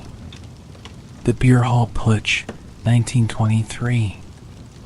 By the time Hitler turned 34 in April 1923, Germany was in the midst of a severe economic crisis. Hyperinflation had rendered the German mark virtually worthless, and the country was on the brink of collapse. The economic turmoil created a fertile environment for radical political movements, and Hitler saw an opportunity to take decisive action. In November 1923, Hitler and the Nazi Party attempted to seize power in what became known as the Hall Putsch. Inspired by Mussolini's March on Rome, Hitler planned to overthrow the Bavarian government in Munich and then march on Berlin to take control of the national government. On the evening of November 8, 1923, Hitler and his followers stormed a beer hall in Munich where a meeting of Bavarian officials was taking place. Hitler declared that the national revolution had begun and that the Nazi Party was taking control of the government. However, the putsch quickly unraveled. The Bavarian authorities, who had initially appeared to support Hitler, withdrew their backing, and the attempted coup was met with resistance from the police and the military. On November 9th, a confrontation between the Nazis and the police in the streets of Munich resulted in the deaths of 16 Nazis and 4 policemen. Hitler himself was arrested and charged with treason. Aftermath of the putsch and Hitler's imprisonment. The failure of the Hall Putsch was a major setback for Hitler and the Nazi Party. Hitler was tried for treason in early 1924, and during the trial, he used the courtroom as a platform to propagate his views. His speeches during the trial were widely reported in the press, and he managed to turn the trial into a public relations opportunity for himself and the Nazi cause. Despite the serious charges against him, Hitler was sentenced to just 5 years in prison, a lenient sentence that reflected the sympathy he had garnered among nationalist elements within the judiciary and the public. In April 1924, Hitler was imprisoned in Landsberg prison, where he would spend the next several months. Although his failed coup had seemingly ended his political career, Hitler used his time in prison to reflect on the lessons of the putsch and to plan his future strategy. He began to write his autobiography and political manifesto, Mein Kampf, My Struggle, which laid out his vision for Germany and his plans for the Nazi movement. In Mein Kampf, Hitler articulated the key elements of his ideology: the superiority of the Aryan race, the need for Lebensraum, living space, for the German people, and the destruction of the Jewish population, which he saw as the greatest enemy of Germany. The period from 32 to 34 was a critical time for Hitler. Although the failure of the Hall Putsch was a significant setback, it also provided him with valuable lessons about the limitations of using force to achieve power. Hitler emerged from this period more determined than ever to achieve his goals, but he also recognized the need for a more strategic approach. The years spent building alliances, expanding the Nazi Party, and articulating his ideas would form the foundation for the next phase of his rise to power. Between the ages of 34 and 36, Adolf Hitler experienced a period of reflection, recalibration, and strategic planning that would ultimately set the stage for his future rise to power. These years were marked by his imprisonment following the failed Hall Putsch, the writing of Mein Kampf, and the reorganization of the Nazi Party. Imprisonment in Landsberg Prison, 1924. After the failed Hall Putsch in November 1923, Adolf Hitler was arrested and charged with treason. In February 1924, his trial took place in Munich. Instead of diminishing his influence, the trial provided Hitler with a national platform to present his views. His impassioned defense of the Nazi cause, combined with his rhetoric of betrayal and the need for a strong, nationalist Germany, resonated with many Germans who were disillusioned with the Weimar Republic. Despite the serious nature of the charges, Hitler was sentenced to a relatively lenient 5 years in Landsberg prison, a reflection of the sympathy he had garnered from nationalist elements within the judiciary and the public. Hitler began his sentence in April 1924, when he was 34 years old. Landsberg was a relatively comfortable prison, and Hitler was allowed considerable freedom compared to other prisoners. He received frequent visitors, had access to books and writing materials, and was treated with a level of respect that was unusual for a convicted criminal. During his time in prison, Hitler used the opportunity to reflect on the lessons of the Putsch and to plan his next steps. Writing Mein Kampf, 1924 to 1925. It was during his imprisonment that Hitler began writing Mein Kampf, which would become both an autobiography and a political manifesto. Dictating much of the text to his loyal deputy, Rudolf Hess, Hitler laid out the core principles of his ideology. The first volume, completed in 1924, focused on Hitler's early life, his experiences during World War I, and his political awakening. He detailed his views on race, emphasizing the supposed superiority of the Aryan race and the need to protect it from what he saw as the corrupting influence of Jews, whom he described as the greatest enemies of Germany. The second volume of Mein Kampf, which Hitler began writing in 1925, elaborated on his vision for the future of Germany. It outlined his plans for the expansion of German territory, particularly in Eastern Europe, to provide Lebensraum, living space, for the German people. Hitler also articulated his belief in the necessity of a strong, authoritarian state led by a single, powerful leader, ideas that would later underpin his approach to governance. Mein Kampf was more than just a book, it was a blueprint for the Nazi movement. It served to clarify and consolidate Hitler's ideas, providing a theoretical foundation for his political strategy. Although the book was not widely read or taken seriously by many at the time of its publication, it would later become a central text for the Nazi Party and its followers. Released from prison and rebuilding the Nazi Party, 1925. Hitler's time in prison was cut short, and he was released in December 1924 after serving just 9 months of his sentence. Upon his release, he found that the Nazi Party had splintered in his absence. The failed putsch and his imprisonment had left the movement in disarray, with various factions vying for control. Hitler quickly moved to reassert his authority over the party, recognizing that unity and discipline were essential if the Nazis were to achieve their goals. One of Hitler's first actions upon regaining control was to shift the party's strategy away from violent revolution toward a more calculated approach to gaining power through legal means. He realized that the Nazi Party needed to work within the political system to achieve legitimacy and attract broader support. This change in strategy marked a significant turning point in Hitler's approach to politics.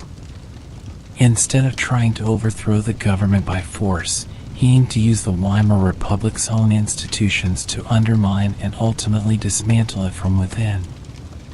In early 1925, Hitler refounded the Nazi Party, which had been banned following the Putsch. He established a more centralized structure, with himself as the undisputed leader, or Führer.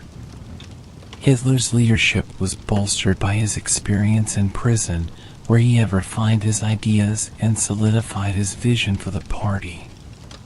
He also took steps to ensure that the party was financially stable, seeking donations from wealthy industrialists who were sympathetic to his anti-communist stance.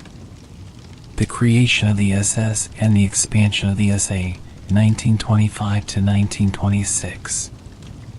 As part of his efforts to rebuild the Nazi Party, Hitler focused on strengthening its paramilitary wing. The Sturmabteilung, SA, also known as the Brown Shirts, had been instrumental in the party's early efforts to intimidate opponents and protect Nazi meetings. However, the SA's unruly behavior and lack of discipline had contributed to the failure of the Putsch. To address this, Hitler sought to bring the SA under tighter control, emphasizing the need for loyalty and obedience to the party's leadership.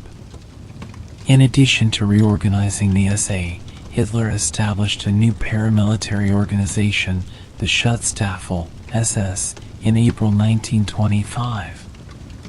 The SS began as a small, elite group of bodyguards dedicated to protecting Hitler and other top Nazi leaders. Unlike the SA, which was more of a street-fighting force, the SS was designed to be a more disciplined and ideologically committed unit. Over time, the SS would grow in size and influence, eventually becoming one of the most powerful and feared institutions in Nazi Germany. Consolidation of power and expanding influence, 1925 to 1926.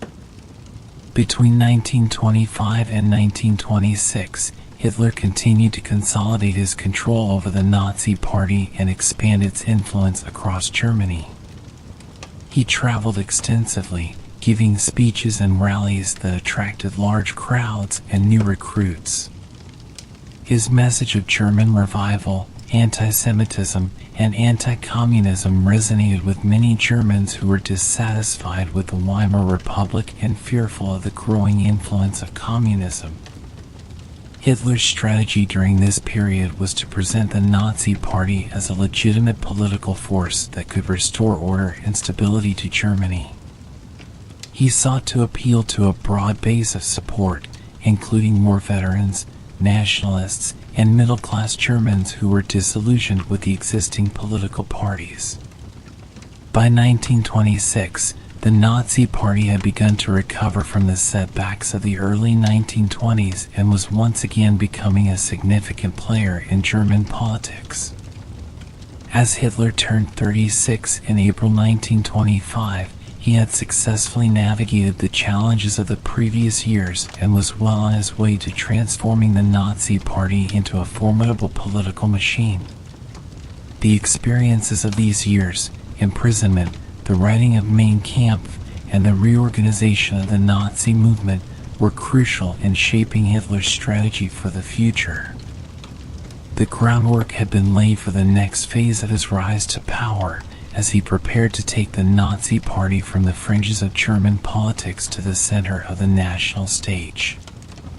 Between the ages of 36 and 38, from 1925 to 1927, Adolf Hitler continued to expand his influence within the Nazi Party and laid the foundations for the party's growing power in German politics. These 2 years were characterized by Hitler's efforts to further solidify his control over the party, increase its visibility on the national stage, and build alliances that would be crucial for the future. Rebuilding and expanding the Nazi Party, 1926. In 1926, Hitler focused on consolidating his power within the Nazi Party and expanding its reach across Germany. After his release from prison in late 1924 and the subsequent re-establishment of the party, Hitler faced the challenge of uniting the various factions within the party and asserting his leadership. This required both strategic political maneuvering and the careful cultivation of alliances. One of the key events during this period was the Bamberg Conference in February 1926. The conference was convened by Hitler to address internal divisions within the party, particularly between the more radical elements in northern Germany, led by figures like Gregor Strasser, and the more conservative southern wing, which was more closely aligned with Hitler. The northern faction favored a more socialist approach, emphasizing the socialist aspect of National Socialism, while Hitler and his allies sought to maintain the focus on nationalism, anti-Semitism, and anti-communism. At the Bamberg Conference, Hitler skillfully navigated these divisions, asserting his authority and emphasizing the need for unity under his leadership. He managed to marginalize the more left-leaning elements within the party while consolidating his control over its direction. This conference was a turning point as it solidified Hitler's position as the undisputed leader of the Nazi Party and ensured that his vision would dominate the party's platform moving forward. The Nazi Party's expansion and propaganda efforts, 1926 to 1927. Following the Bamberg Conference, Hitler intensified efforts to expand the Nazi Party's influence throughout Germany. He understood that for the party to become a significant political force, it needed to reach beyond its core base of support in Bavaria and attract members from across the country. To achieve this, Hitler embarked on a series of speaking tours and rallies, using his exceptional oratory skills to draw large crowds and inspire new recruits. Propaganda became a key tool in this expansion. Joseph Goebbels, who would later become the Nazi Party's chief propagandist, began to rise in prominence during this period. Goebbels was a master of using media and public relations to spread the Nazi message, and under his guidance, the party started to employ more sophisticated methods of propaganda. The use of posters, leaflets, newspapers, and films helped to amplify Hitler's message and attract a broader audience. The party also continued to expand its paramilitary wing, the Sturmabteilung SA, which played a crucial role in both protecting Nazi events and intimidating political opponents. The SA's presence at rallies and marches demonstrated the party's strength and willingness to use force to achieve its goals.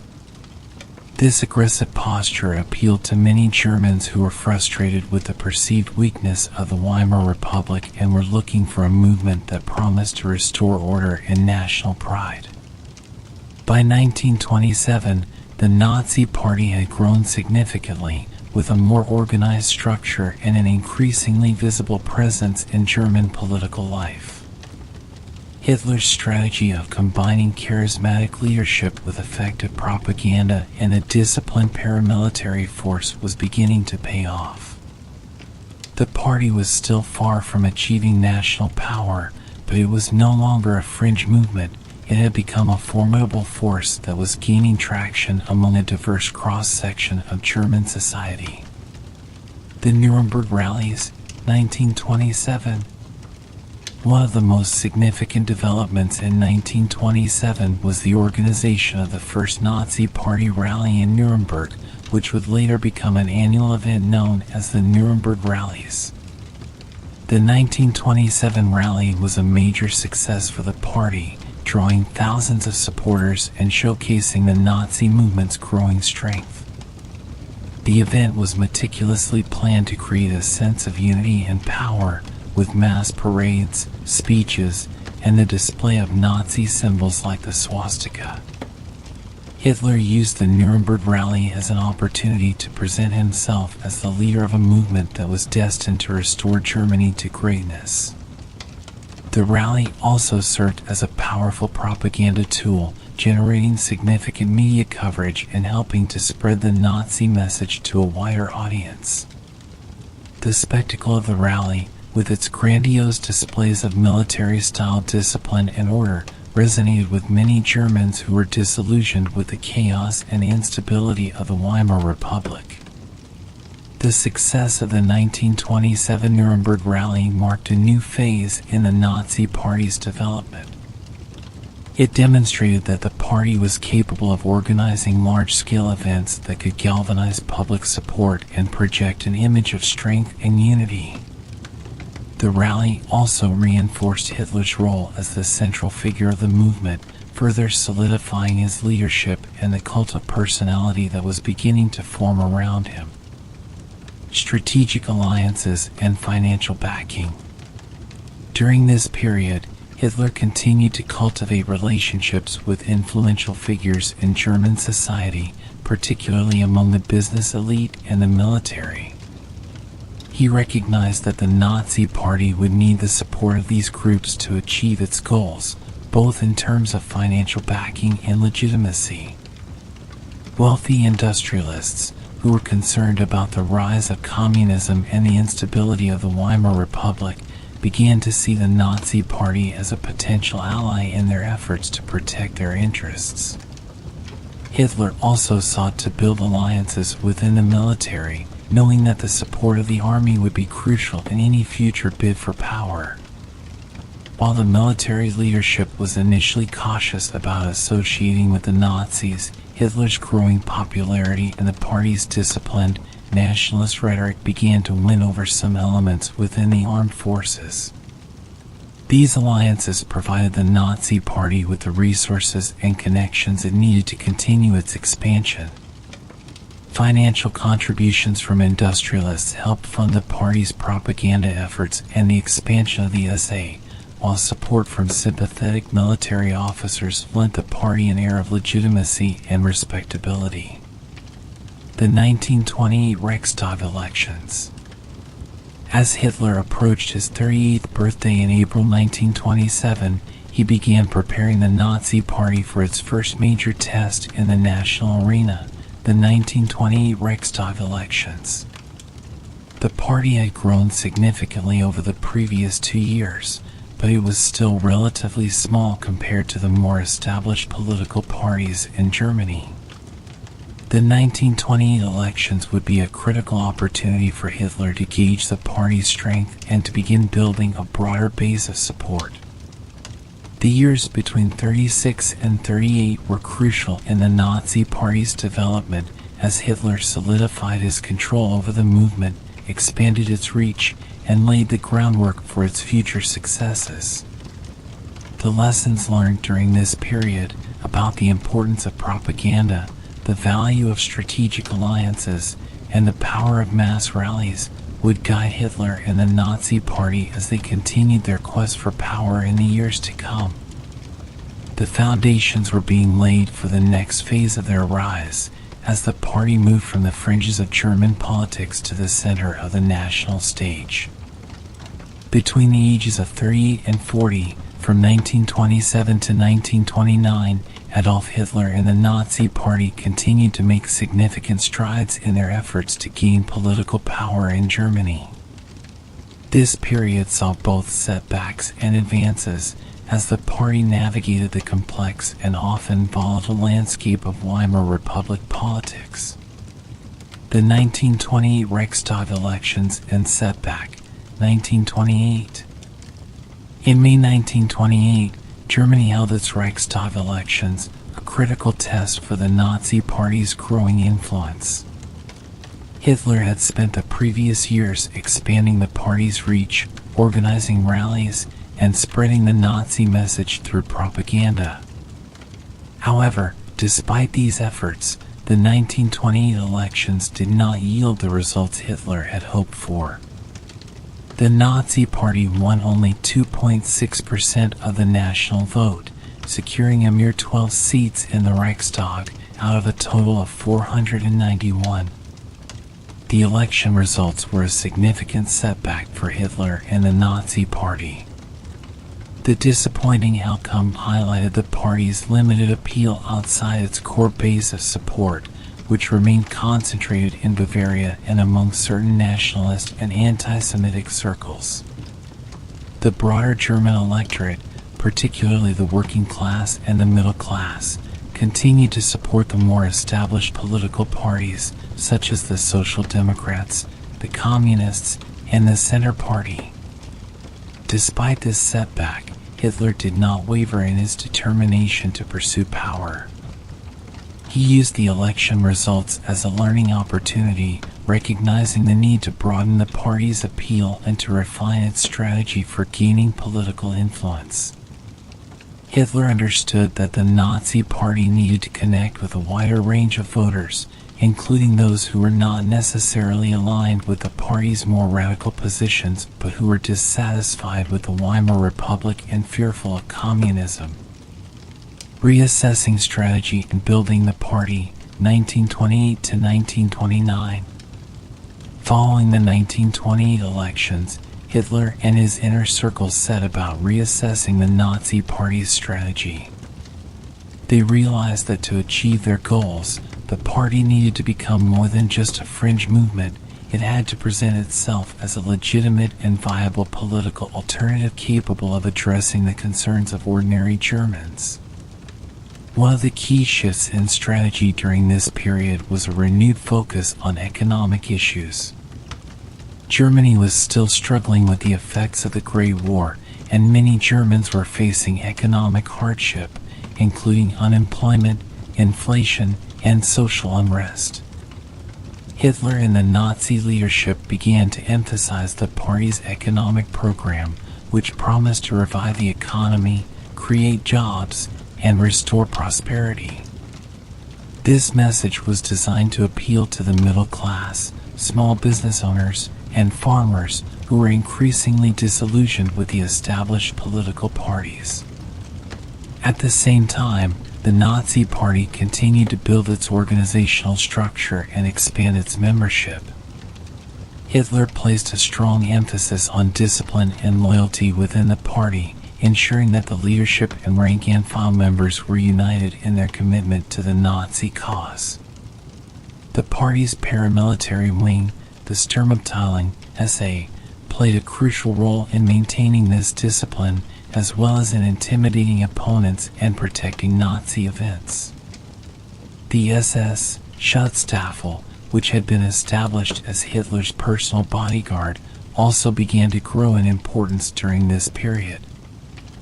Under the leadership of Heinrich Himmler, the SS started to develop into an elite organization within the Nazi Party, distinguished by its ideological commitment and loyalty to Hitler.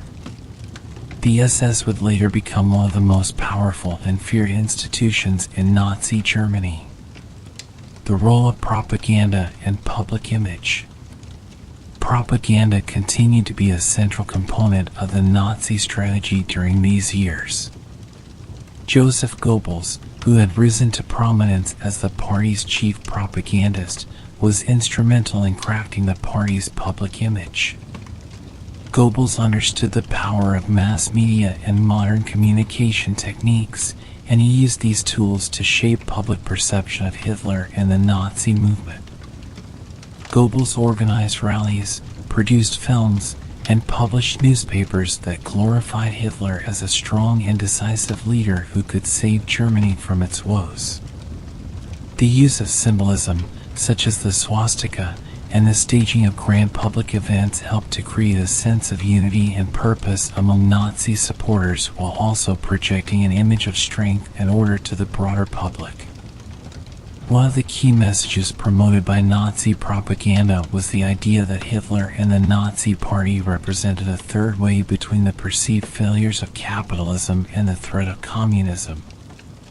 This message was particularly appealing to those who were disillusioned with the existing political system but who were also fearful of the revolutionary potential of communism. The Young Plan in Nazi Opposition, 1929. In 1929, the political and economic situation in Germany took a turn for the worse, providing Hitler with an opportunity to capitalize on growing public discontent. The Young Plan, an international agreement that aimed to reduce Germany's reparations payments from the Treaty of Versailles, was introduced in June 1929. While the plan offered some financial relief, it was deeply unpopular among many Germans who resented the continued burden of reparations and saw the plan as a further humiliation.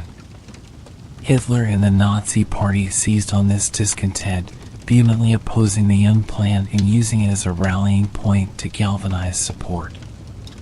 The party joined forces with other nationalist and right-wing groups to form the Reich Committee for a German referendum on the Young Plan, which sought to mobilize public opposition to the agreement. Although the referendum ultimately failed to achieve its objectives, it succeeded in raising the profile of the Nazi Party and positioning Hitler as a leading figure in the nationalist opposition to the Weimar government. The campaign against the Young Plan also helped to forge important alliances between the Nazi Party and other right-wing and nationalist groups. These alliances would prove to be crucial in the years to come as Hitler continued to build a coalition of forces dedicated to overthrowing the Weimar Republic and establishing a new order in Germany, preparing for the next phase. As Hitler approached his 40th birthday in April 1929, the Nazi Party was still a relatively small player in German politics, but it was growing in strength and influence. The experiences of the previous 2 years had taught Hitler valuable lessons about the need to broaden the party's appeal, to adapt its message to changing circumstances, and to build strategic alliances. The economic and political turmoil of 1929, particularly the onset of the Great Depression, would provide the Nazi Party with new opportunities to expand its influence and to present itself as the solution to Germany's problems. The groundwork laid during these years, the focus on propaganda, the emphasis on economic issues, and the opposition to the Weimar government would set the stage for the next phase of the Nazi rise to power. The period from 38 to 40 was a time of reassessment, adaptation, and preparation for Hitler and the Nazi Party. The lessons learned and the strategies developed during these years would play a crucial role as the party positioned itself to take advantage of the growing discontent and instability in Germany. As the 1930s approached, Hitler was ready to lead the Nazi Party into a new phase of its quest for power. Between the ages of 40 and 42, from 1929 to 1931, Adolf Hitler and the Nazi Party experienced a dramatic rise in influence and power, largely driven by the economic turmoil of the Great Depression and the growing political instability in Germany. These 2 years were crucial in setting the stage for Hitler's eventual seizure of power. The Great Depression and its impact on Germany, 1929 to 1930. The onset of the Great Depression in 1929 had a devastating impact on Germany, which was already struggling with the burdens of World War I reparations and economic instability. The global economic crisis led to widespread unemployment, poverty, and social unrest in Germany. By 1930, millions of Germans were out of work, and the Weimar Republic seemed increasingly incapable of addressing the mounting crisis. The economic collapse created fertile ground for extremist political movements, as many Germans lost faith in the ability of the traditional political parties to resolve the crisis. Hitler and the Nazi Party capitalized on this discontent by presenting themselves as the only force capable of restoring order, reviving the economy, and defending Germany against the perceived threats of communism and Jewish influence. The 1930 Reichstag elections and the Nazi breakthrough. The economic crisis set the stage for the 1930 Reichstag elections, which would prove to be a turning point for the Nazi Party. In the lead-up to the elections, Hitler and his propagandist, Joseph Goebbels, intensified their efforts to reach a broader audience. The Nazi message was tailored to appeal to a wide range of social groups, from unemployed workers to disillusioned middle-class citizens to conservative nationalists. The party's propaganda focused on portraying Hitler as a strong, decisive leader who could save Germany from its current plight.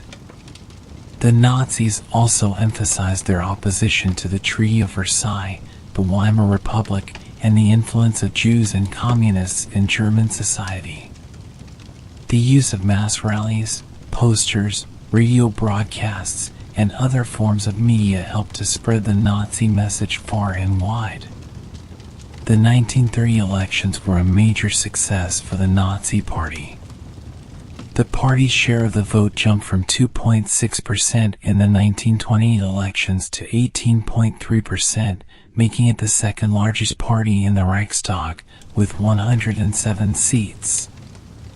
This dramatic increase in support stunned the political establishment and marked the Nazis as a force to be reckoned with in German politics.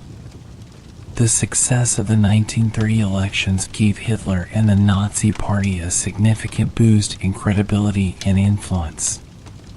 The party's growing representation in the Reichstag allowed Hitler to position himself as a major player in the national political arena. However, the Nazis still lacked a majority, and Hitler knew that gaining ultimate power would require careful strategic maneuvering. Consolidation and Expansion, 1930 to 1931. Following the 1930 elections, Hitler focused on consolidating his gains and expanding the Nazi Party's influence even further. He continued to build alliances with influential figures in German society, including military leaders, industrialists, and conservative politicians who were increasingly concerned about the rise of communism and the instability of the Weimar Republic. The Nazi Party also intensified its efforts to win over key sectors of the population, particularly the working class and rural voters who had traditionally supported other parties. Hitler's message of national revival, economic recovery, and anti-communism resonated with many Germans who were suffering the effects of the Depression and who feared the growing strength of the Communist Party. To maintain the momentum, Hitler and Goebbels continued to use propaganda to shape public perception. The party's rallies and public events grew in scale and sophistication, emphasizing discipline, unity, and the vision of a strong, revitalized Germany. The Nazi Party's paramilitary wing, the Sturmabteilung SA, played a key role in these events, demonstrating the party's strength and readiness to confront its enemies. The Habsburg Front and Strategic Alliances, 1931.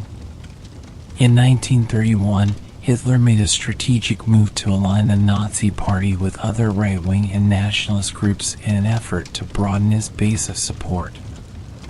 This culminated in the formation of the Habsburg Front in October 1931, a coalition of conservative and nationalist forces that opposed the Weimar Republic and sought to prevent the spread of communism.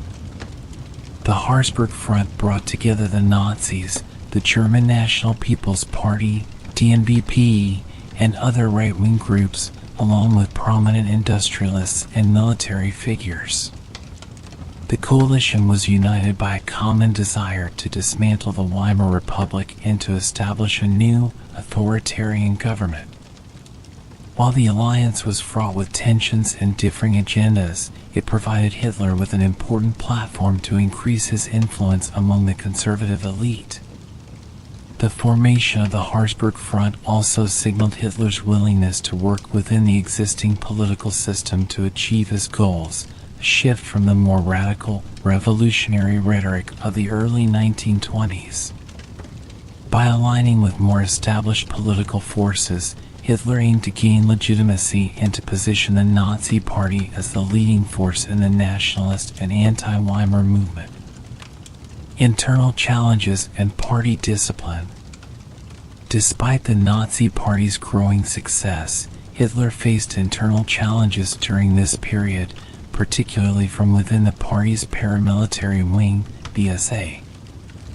The SA had grown significantly in size and power, and some of its leaders, including Ernst Röhm, began to push for a more radical, revolutionary approach to seizing power.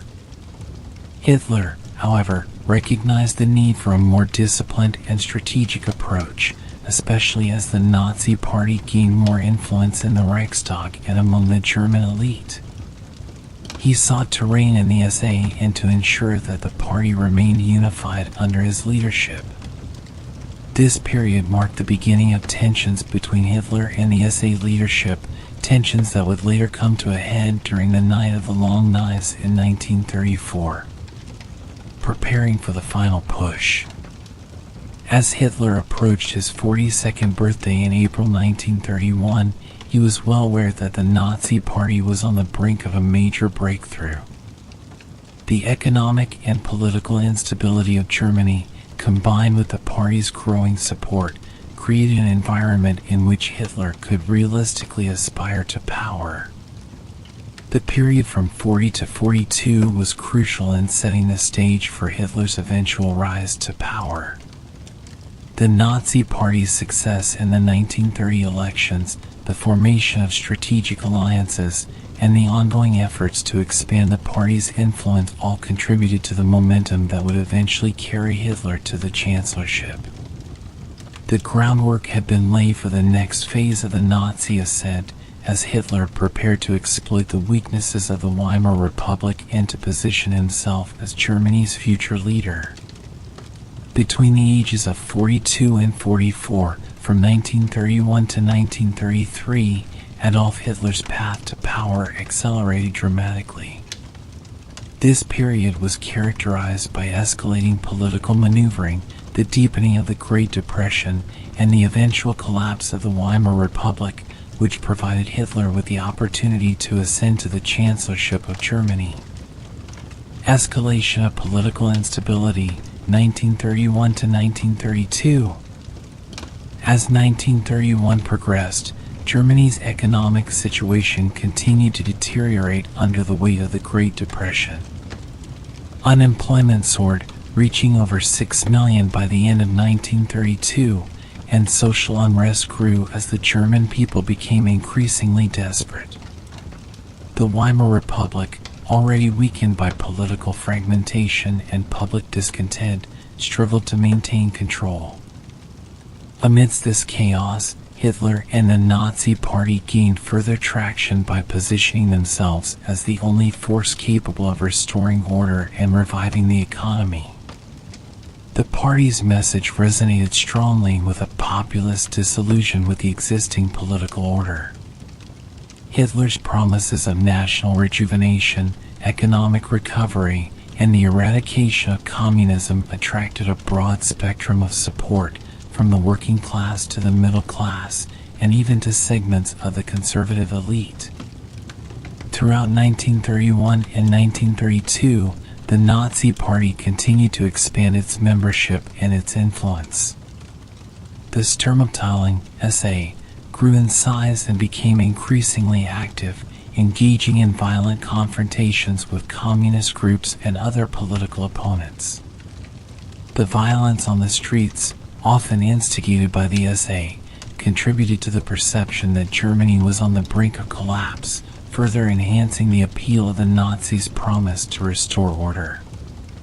The presidential election of 1932.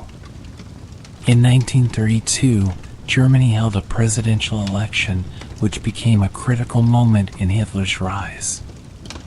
The election pitted the incumbent president Paul von Hindenburg, a revered World War I military leader, against several challengers, including Adolf Hitler. Despite his advanced age and declining health, Hindenburg was seen as a symbol of stability and order, while Hitler represented a radical alternative. The presidential election was held in 2 rounds. In the first round, held in March 1932, no candidate won an outright majority, with Hindenburg receiving the most votes, followed by Hitler. The second round, held in April 1932, saw Hindenburg again emerge victorious with 53% of the vote, while Hitler received 36.8%, a significant increase from the first round. Despite losing the election, Hitler's strong showing demonstrated the growing power of the Nazi Party and solidified his position as a major political figure in Germany. Hitler's performance in the presidential election also boosted his profile among conservative elites, who began to see him as a potential ally in their efforts to control the rising tide of communism and restore order in Germany. Although they were wary of his radicalism, many conservative politicians believed they could use Hitler's popularity to their advantage while keeping him under control. The July 1932 Reichstag elections, a Nazi victory. Following the presidential election, the Nazi Party continued to gain momentum, culminating in the Reichstag elections held in July 1932. These elections marked a turning point in the Nazi Party's fortunes. The party won 37.3% of the vote, becoming the largest party in the Reichstag with 230 seats. This stunning victory gave Hitler and the Nazis a powerful platform from which to influence national policy, but it also posed a dilemma. Despite their electoral success, the Nazis did not have an outright majority, and the fragmented nature of the Reichstag made it difficult to form a stable government. The results of the July 1932 elections emboldened Hitler, who demanded to be appointed Chancellor of Germany. However, President Hindenburg, who personally disliked Hitler and distrusted the Nazis, refused to grant him the chancellorship. Instead, Hindenburg appointed Franz von Papen, a conservative aristocrat, as chancellor. Von Papen, lacking significant support in the Reichstag, struggled to govern effectively, and his administration was marked by continued political instability.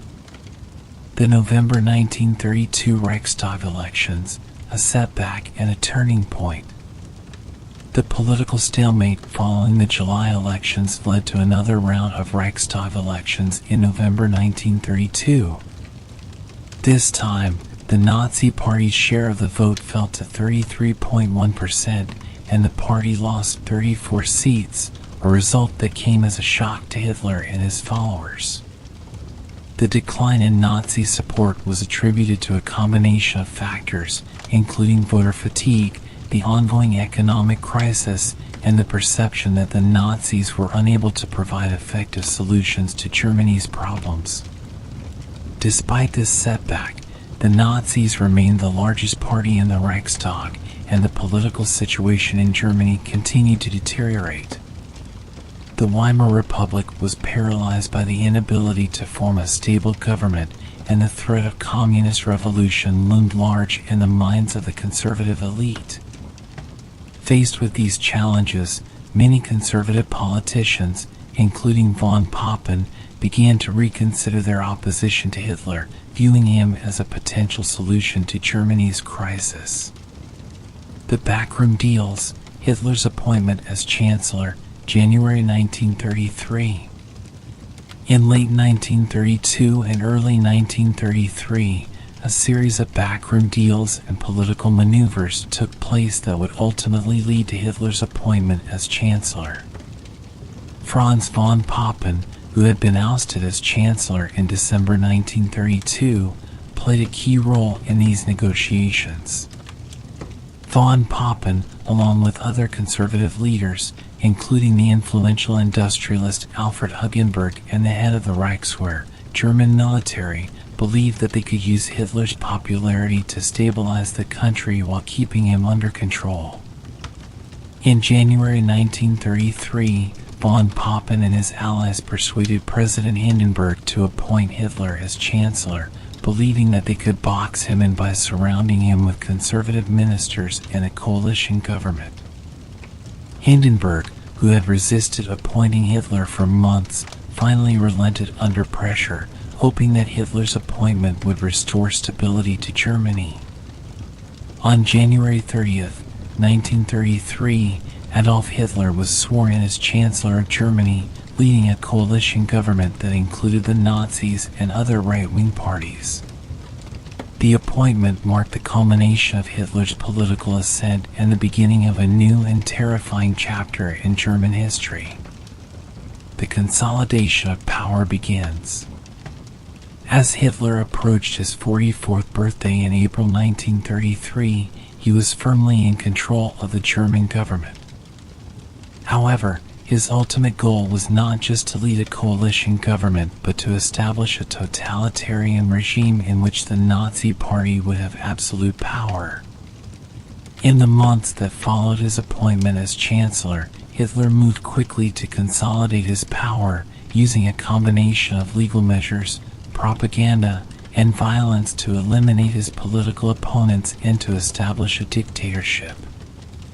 The period from 42 to 44 was marked by the culmination of Hitler's rise to power, driven by the economic and political crises of the time.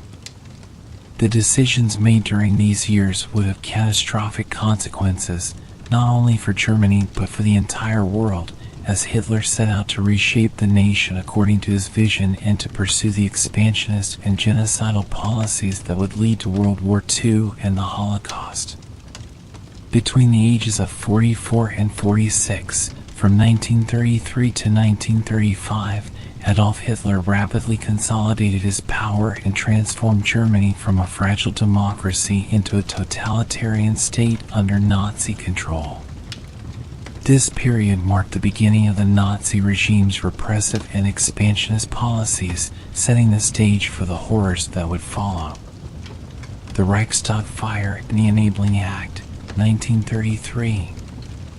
Shortly after Adolf Hitler was appointed chancellor on January 30th, 1933, he moved swiftly to eliminate political opposition and consolidate his control over Germany. The Reichstag fire, which occurred on the night of February 27, 1933, provided Hitler with the perfect pretext to crack down on his opponents. The fire, which gutted the Reichstag building, was blamed on communists, though the exact cause of the fire remains disputed. Hitler and the Nazis used the incident to stoke fear of a communist uprising and to justify the suppression of civil liberties. The day after the fire, on February 28, 1933, President Paul von Hindenburg, under Hitler's pressure, signed the Reichstag fire decree. This decree suspended key civil liberties, including freedom of speech, freedom of the press, and the right to assemble. It also allowed for the arrest of political opponents without trial, effectively giving the Nazis the power to imprison anyone they deemed a threat. The decree marked the beginning of a wave of arrests and intimidation aimed at communists, socialists, and other political adversaries. In the March 1933 Reichstag elections, held under conditions of intense Nazi pressure and propaganda, the Nazi Party increased its share of the vote to 43.9%. Although they still did not achieve an outright majority, the Nazis formed a coalition with the German National People's Party, DNVP, giving them a slim majority in the Reichstag. On March 23, 1933, Hitler introduced the Enabling Act, formerly known as the Law to Remedy the Distress of the People in the Reich. This act allowed Hitler to enact laws without the Reichstag's consent, effectively giving him dictatorial powers. The Enabling Act was passed by the Reichstag with the support of the Nazis and their allies after intense coercion and the exclusion of communist deputies. This law marked the end of the Weimar Republic and the beginning of Hitler's totalitarian regime. The suppression of opposition and the establishment of the Gestapo, 1933 to 1934. With the passage of the Enabling Act, Hitler and the Nazis set about dismantling any remaining opposition to their rule. Political parties other than the Nazi Party were either banned or dissolved themselves under pressure. By July 1933, Germany had become a one-party state, with the Nazi Party as the only legal political organization. To enforce Nazi rule and eliminate dissent, Hitler established the Gestapo, Geheime Staatspolizei, or Secret State Police, in April 1933. The Gestapo, led by Heinrich Himmler and his deputy, Reinhard Heydrich, was given sweeping powers to arrest, interrogate, and detain individuals without due process. The Gestapo operated with near total impunity, and its activities were shrouded in secrecy, instilling fear throughout the German population. In addition to the Gestapo, the Nazi regime expanded the role of the SS, Schutzstaffel, under Himmler's leadership. The SS became the primary enforcer of Nazi ideology and played a central role in the regime's efforts to control all aspects of German life. The SS also began to assume responsibility for the concentration camps where political prisoners, Jews, and other groups targeted by the Nazis were imprisoned and subjected to brutal treatment. The Night of the Long Knives, June 1934. By mid-1934, Hitler faced a potential challenge to his authority from within his own party, particularly from the leadership of the SA, Sturmabteilung, the Nazi Party's paramilitary wing. The SA, led by Ernst Röhm, had played a crucial role in Hitler's rise to power, but Röhm and other SA leaders harbored ambitions for a second revolution that would involve radical social and economic changes. Röhm also sought to integrate the SA into the regular German army, which alarmed both the military leadership and Hitler himself. Fearing that Röhm and the SA were becoming too powerful and that their radicalism could alienate the conservative elites whose support Hitler relied on, Hitler decided to act. On the night of June 30th, 1934, in what became known as the Night of the Long Knives, Hitler ordered a purge of the SA leadership and other perceived enemies within the Nazi Party. Over the course of several days, Röhm and dozens of other SA leaders, as well as various political opponents, were arrested and executed without trial. The purge was carried out by the SS and the Gestapo, and it solidified Hitler's control over the Nazi Party and the German military. The German army, which had been wary of the SA's growing power, welcomed the purge, and many officers pledged their loyalty to Hitler in its aftermath. The Night of the Long Knives also demonstrated Hitler's willingness to use violence to eliminate threats to his power, even from within his own ranks. The death of Hindenburg and the consolidation of power, August 1934. On August 2nd, 1934, President Paul von Hindenburg died at the age of 86. With Hindenburg's death, Hitler moved quickly to consolidate his control over Germany. The day after Hindenburg's death, Hitler combined the offices of Chancellor and President, declaring himself Führer und Reichskanzler, leader and Chancellor of the Reich.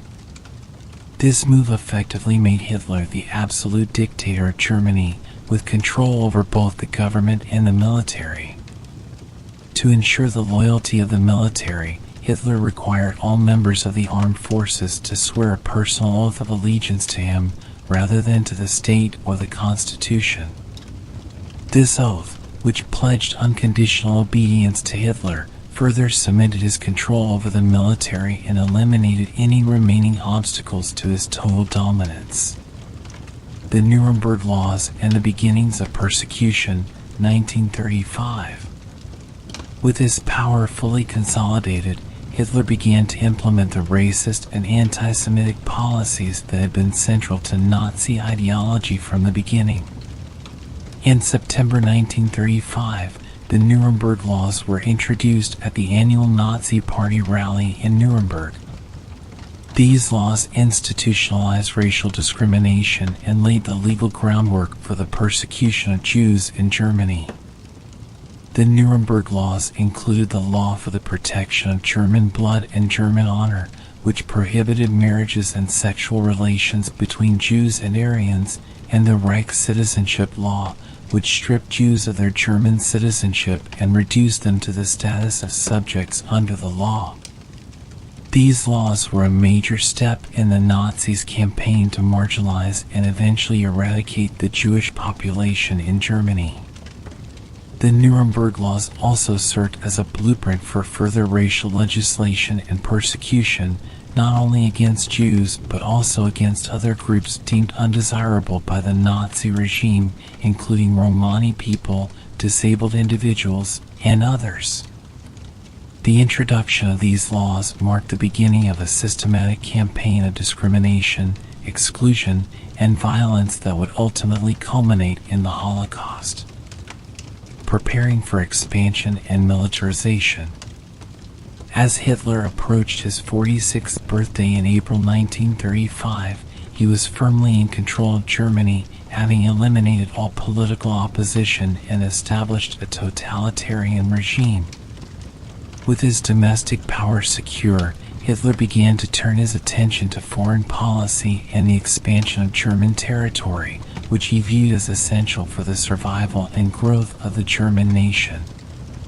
In March 1935, Hitler announced the reintroduction of conscription in Germany in direct violation of the Treaty of Versailles. This move was part of a broader strategy to rebuild and rearm the German military in preparation for future conflicts. Hitler's actions signaled his intention to challenge the post-World War I international order and to pursue an aggressive expansionist policy. The period from 44 to 46 was marked by Hitler's complete consolidation of power and the beginning of the Nazi regime's most repressive and destructive policies. The groundwork had been laid for the militarization of Germany and the pursuit of territorial expansion, setting the stage for the outbreak of World War II and the atrocities that would follow. Between the ages of 46 and 48, from 1935 to 1937, Adolf Hitler continued to strengthen his grip on Germany, further militarize the nation, and began to aggressively pursue his expansionist foreign policy goals. This period saw the escalation of Nazi repression, the formalization of alliances, and the initial steps toward territorial expansion that would eventually lead to World War II. Rearmament and violation of the Treaty of Versailles, 1935 to 1936. One of the key objectives of Hitler's regime was the rearmament of Germany, which had been severely restricted by the Treaty of Versailles following World War I.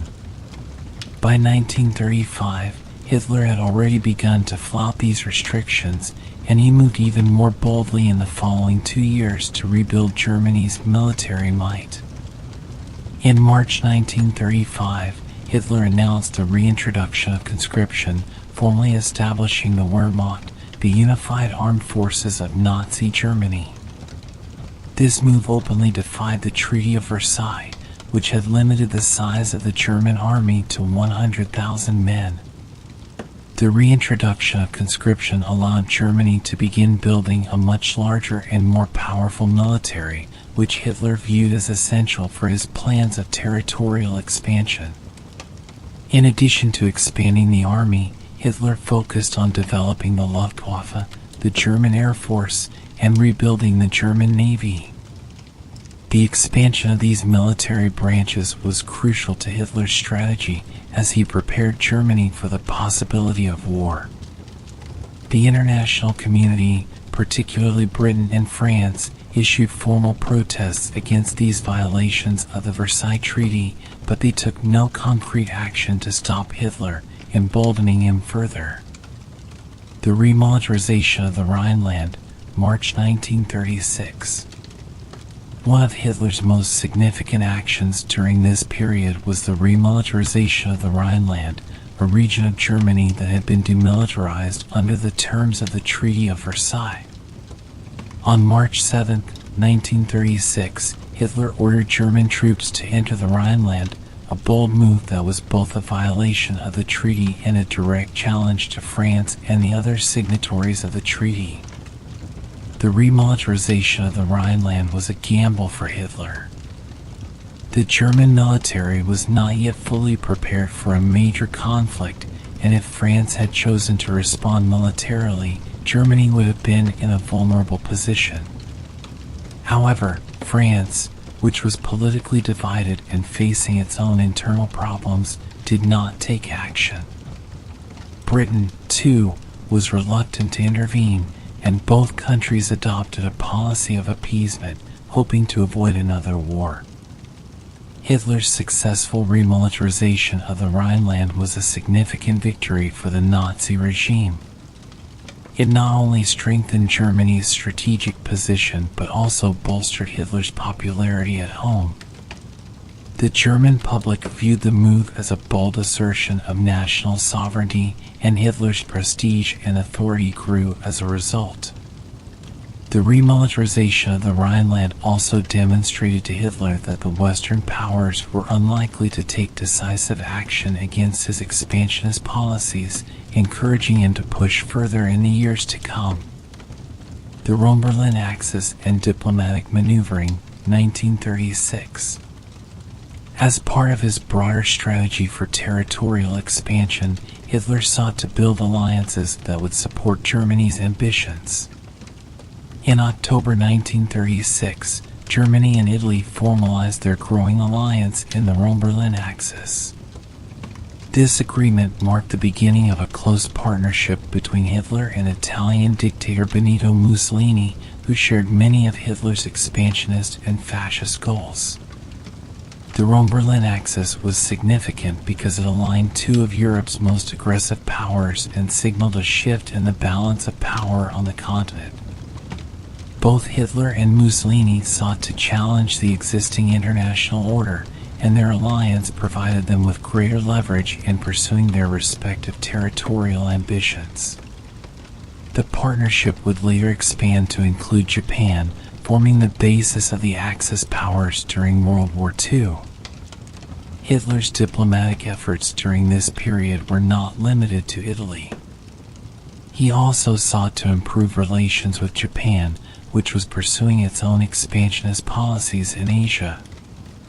In November 1936, Germany and Japan signed the Anti-Comintern Pact, an agreement ostensibly aimed at countering the influence of the Communist International, Comintern, but also serving as a basis for closer military and strategic cooperation between the two countries. Italy joined the pact the following year, further solidifying the alliance between these three powers. The Spanish Civil War, 1936 to 1939. The outbreak of the Spanish Civil War in July 1936 provided Hitler with an opportunity to further his foreign policy goals and to test the effectiveness of Germany's newly rearmed military. The Civil War, which pitted the leftist Republican government against the right-wing nationalists led by General Francisco Franco, quickly became a proxy conflict for the major powers of Europe. Hitler, along with Mussolini, supported Franco's nationalists, viewing the conflict as a way to combat communism and to gain an ally in a strategically important part of Europe. Germany provided significant military assistance to Franco, including the deployment of the Condor Legion, a unit of the Luftwaffe that played a key role in the nationalist victory. The Condor Legion gained notoriety for its bombing of the Basque town of Guernica in April 1937, an attack that caused widespread destruction and civilian casualties and became a symbol of the horrors of modern warfare. The Spanish Civil War allowed Hitler to test new military tactics and technologies, including the use of aerial bombing against civilian targets, which would later be employed during World War II. It also strengthened the ties between Germany and Italy, as both countries coordinated their support for Franco's forces. The Nuremberg rallies and further consolidation of power. Throughout this period, Hitler continued to use propaganda and mass rallies to maintain his grip on power and to promote Nazi ideology. The annual Nuremberg rallies, held in September 1936 and 1937, were grandiose events designed to showcase the strength and unity of the Nazi regime. These rallies featured elaborate parades, speeches, and displays of military power, reinforcing the image of Hitler as the leader of a revitalized and powerful Germany. The rallies also served as a platform for Hitler to announce new policies and to rally the German people behind his vision for the future. The 1936 rally, for example, celebrated the reoccupation of the Rhineland and the successful completion of the Berlin Olympics, which had been used as a propaganda tool to present a positive image of Nazi Germany to the world. Increasing repression and the persecution of Jews. During this period, the Nazi regime intensified its persecution of Jews and other groups deemed undesirable. The Nuremberg laws, introduced in 1935, were increasingly enforced, leading to the marginalization and isolation of Germany's Jewish population. Jews were stripped of their rights, excluded from many professions, and subjected to growing economic and social pressure to immigrate. In 1936 and 1937, the regime began to implement more aggressive measures to force Jews out of the German economy. Jewish-owned businesses were boycotted, and many were forcibly Aryanized, meaning they were taken over by non-Jewish Germans. This period also saw the increasing use of violence and intimidation against Jews, with the SS and Gestapo playing a central role in these efforts. The persecution of Jews during this period was a precursor to the more extreme measures that would be implemented in the years to come, culminating in the Holocaust. Hitler's anti-Semitic policies were central to his vision of a racially pure Germany, and they were carried out with increasing brutality as the Nazi regime consolidated its power, preparing for further expansion. As Hitler approached his 48th birthday in April 1937, he was preparing to take the next steps in his plan for German expansion. The remilitarization of the Rhineland, the alliances with Italy and Japan, and the experience gained from the Spanish Civil War had all strengthened Germany's position. Hitler was now ready to pursue more aggressive territorial ambitions, beginning with Austria and Czechoslovakia. The period from 46 to 48 was one of consolidation, militarization, and preparation for expansion. Hitler had successfully transformed Germany into a military powerhouse and had built alliances that would support his future conquests. The next few years would see these preparations come to fruition as Hitler moved to reshape Europe according to his vision, leading to the outbreak of World War II. Between the ages of 48 and 50, from 1937 to 1939, Adolf Hitler embarked on a more aggressive phase of his expansionist policies, leading directly to the outbreak of World War II. This period was marked by the annexation of Austria and Czechoslovakia, the formation of new alliances, and increasing preparations for war. The Hausbach Memorandum and Expansionist Plans, 1937. On November 5, 1937, Hitler convened a secret meeting with his top military and foreign policy advisors, a gathering that would later be documented in the Hausbach Memorandum.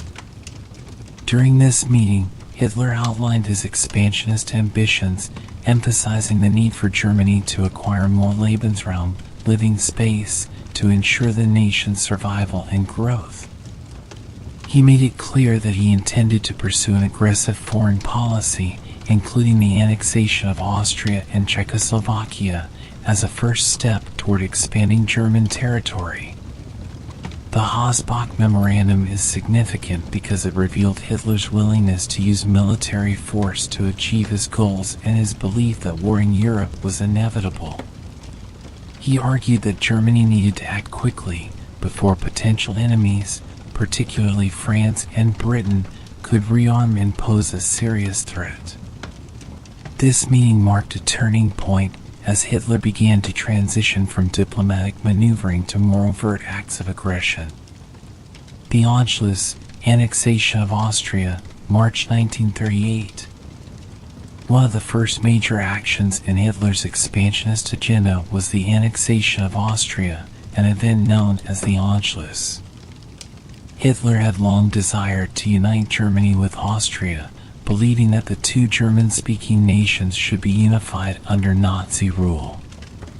The Anschluss was also seen as a step toward fulfilling his broader goal of creating a greater Germany. In early 1938, Hitler increased pressure on the Austrian government, led by Chancellor Kurt Schuschnigg, to agree to a union with Germany. When Schuschnigg called for a national referendum to let the Austrian people decide, Hitler feared that the vote might go against him. In response, he issued an ultimatum demanding that Schuschnigg resign and that a pro-Nazi government be installed. Faced with the threat of a German invasion, Schuschnigg resigned on March 11, 1938. The following day, on March 12, 1938, German troops marched into Austria without facing resistance. The annexation was met with widespread enthusiasm by many Austrians, and Hitler triumphantly entered Vienna shortly afterward. The Anschluss was officially proclaimed on March 13th, and Austria was incorporated into the Third Reich. The Anschluss was a significant victory for Hitler, as it expanded Germany's territory and resources without any immediate repercussions from the international community. The lack of opposition from France and Britain further emboldened Hitler, convincing him that he could continue his expansionist policies without facing significant resistance. The Munich Agreement and the Sudetenland, September 1938. Following the successful annexation of Austria, Hitler turned his attention to Czechoslovakia, specifically the Sudetenland, a region with a large ethnic German population. Hitler demanded the cession of the Sudetenland to Germany, claiming that the ethnic Germans there were being mistreated by the Czechoslovak government. Tensions escalated throughout 1938 as Hitler threatened military action if his demands were not met. Britain and France, seeking to avoid another war, engaged in a policy of appeasement, hoping to satisfy Hitler's demands through negotiation. This led to the Munich Conference in late September 1938, where British Prime Minister Neville Chamberlain, French Premier Édouard Daladier, Italian dictator Benito Mussolini, and Hitler met to resolve the crisis. The result was the Munich Agreement, signed on September 30th, 1938, which allowed Germany to annex the Sudetenland in exchange for a promise from Hitler that he would make no further territorial demands in Europe. Czechoslovakia, which had not been invited to the conference, was forced to accept the agreement, losing the Sudetenland without a fight. Chamberlain famously declared that the Munich Agreement had secured peace for our time, but the agreement is widely regarded as a disastrous example of appeasement. It allowed Hitler to gain control of a strategically important region without opposition and encouraged him to continue his aggressive expansionist policies. The Munich Agreement is often seen as a prelude to the full-scale conflict that would soon engulf Europe. The occupation of Czechoslovakia, March 1939. Despite his promises at Munich, Hitler had no intention of stopping his expansion after the Sudetenland. In March 1939, he made his next move by occupying the rest of Czechoslovakia. On March 15, 1939, German troops entered Prague, and Hitler proclaimed the establishment of the Protectorate of Bohemia and Moravia, effectively bringing all of Czechoslovakia under Nazi control. The occupation of Czechoslovakia marked the first time Hitler had seized non-German territory, revealing his true ambitions of conquest and domination in Europe. The international community, particularly Britain and France, began to realize that Hitler's goals extended far beyond the unification of German-speaking peoples and that he was willing to use force to achieve them. The occupation of Czechoslovakia was a turning point in European diplomacy. The policy of appeasement had failed, and the annexation of Czechoslovakia convinced Britain and France that they could no longer allow Hitler to expand unchecked. In response to Hitler's actions, Britain and France guaranteed the independence of Poland, signaling their intention to resist further German aggression. The Pact of Steel and the Nazi-Soviet Pact, 1939. In 1939, Hitler continued to build alliances that would support his expansionist ambitions. On May 22, 1939, Germany and Italy signed the Pact of Steel, a military and political alliance that solidified the Axis partnership. The pact committed both countries to mutual support in the event of war, further aligning their interests as they prepared for future conflicts. One of the most surprising and significant diplomatic moves of 1939 was the signing of the Nazi-Soviet Pact, also known as the Molotov-Ribbentrop Pact, on August 23, 1939. This non-aggression treaty between Nazi Germany and the Soviet Union was shocking to the world, given the ideological differences between Hitler's fascist regime and Stalin's communist government. The pact included a secret protocol that divided Eastern Europe into spheres of influence, effectively giving Hitler a free hand to invade Poland without fear of Soviet intervention. The Nazi-Soviet Pact was a strategic masterstroke for Hitler. It allowed him to avoid a two-front war, which had been Germany's downfall in World War I, and it provided him with the security he needed to launch his invasion of Poland. The agreement also demonstrated Hitler's willingness to make temporary alliances, even with ideological enemies, to achieve his goals. The invasion of Poland and the outbreak of World War II, September 1939. On September 1, 1939, just days after the signing of the Nazi-Soviet Pact, Germany invaded Poland, launching a Blitzkrieg, lightning war that overwhelmed Polish defenses. The invasion was swift and brutal, with the German military employing a combination of air power, tanks, and infantry to quickly advance into Polish territory. The invasion of Poland was the final straw for Britain and France, who had guaranteed Poland's independence. On September 3, 1939, both countries declared war on Germany, marking the beginning of World War II. Despite these declarations, Poland received little direct military support, and by the end of September, the country was effectively divided between Germany and the Soviet Union as per the terms of the secret protocol of the Nazi-Soviet Pact. The period from 48 to 50 marked the culmination of Hitler's aggressive expansionist policies, leading directly to the outbreak of World War II. Hitler had successfully annexed Austria and Czechoslovakia, formed key alliances, and launched the invasion of Poland that triggered a global conflict. As he turned 50 in April 1939, Hitler stood at the height of his power, having plunged Europe into the deadliest war in human history. 1940, the year of Blitzkrieg and expansion. Invasion of Denmark and Norway, April 1940.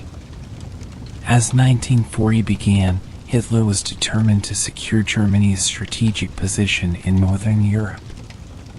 The invasion of Poland had brought Germany into conflict with Britain and France, but Hitler recognized that securing vital resources, particularly iron ore from Sweden, was essential for sustaining the war effort.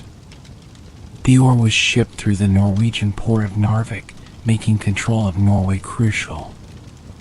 On April 9, 1940, Germany launched Operation Weserübung, a surprise attack on Denmark and Norway. Denmark, unable to mount an effective defense, surrendered within hours. The invasion of Norway was more complex, involving amphibious landings at key ports and the deployment of paratroopers. The Norwegian campaign saw fierce fighting, particularly at Narvik, but by early June, Norway had fallen to German forces. The occupation of Norway secured Germany's access to vital resources and extended its strategic reach in the North Atlantic. The fall of France, May-June 1940. After securing Denmark and Norway, Hitler turned his attention to the Western Front. The German High Command devised a plan known as the Manstein Plan, which involved a rapid and unexpected attack through the Ardennes forest, bypassing the heavily fortified Maginot Line. This plan aimed to encircle and destroy the main Allied forces in Belgium and northern France. On May 10, 1940, Germany launched its invasion of the Low Countries, Belgium, the Netherlands, and Luxembourg simultaneously with the Ardennes offensive. The speed and ferocity of the German Blitzkrieg, lightning war, tactics overwhelmed the Allies. German panzer divisions swiftly advanced through the Ardennes, cutting off the British Expeditionary Force, BEF, and French armies from the rest of France. By late May, German forces had encircled Allied troops in a pocket around Dunkirk.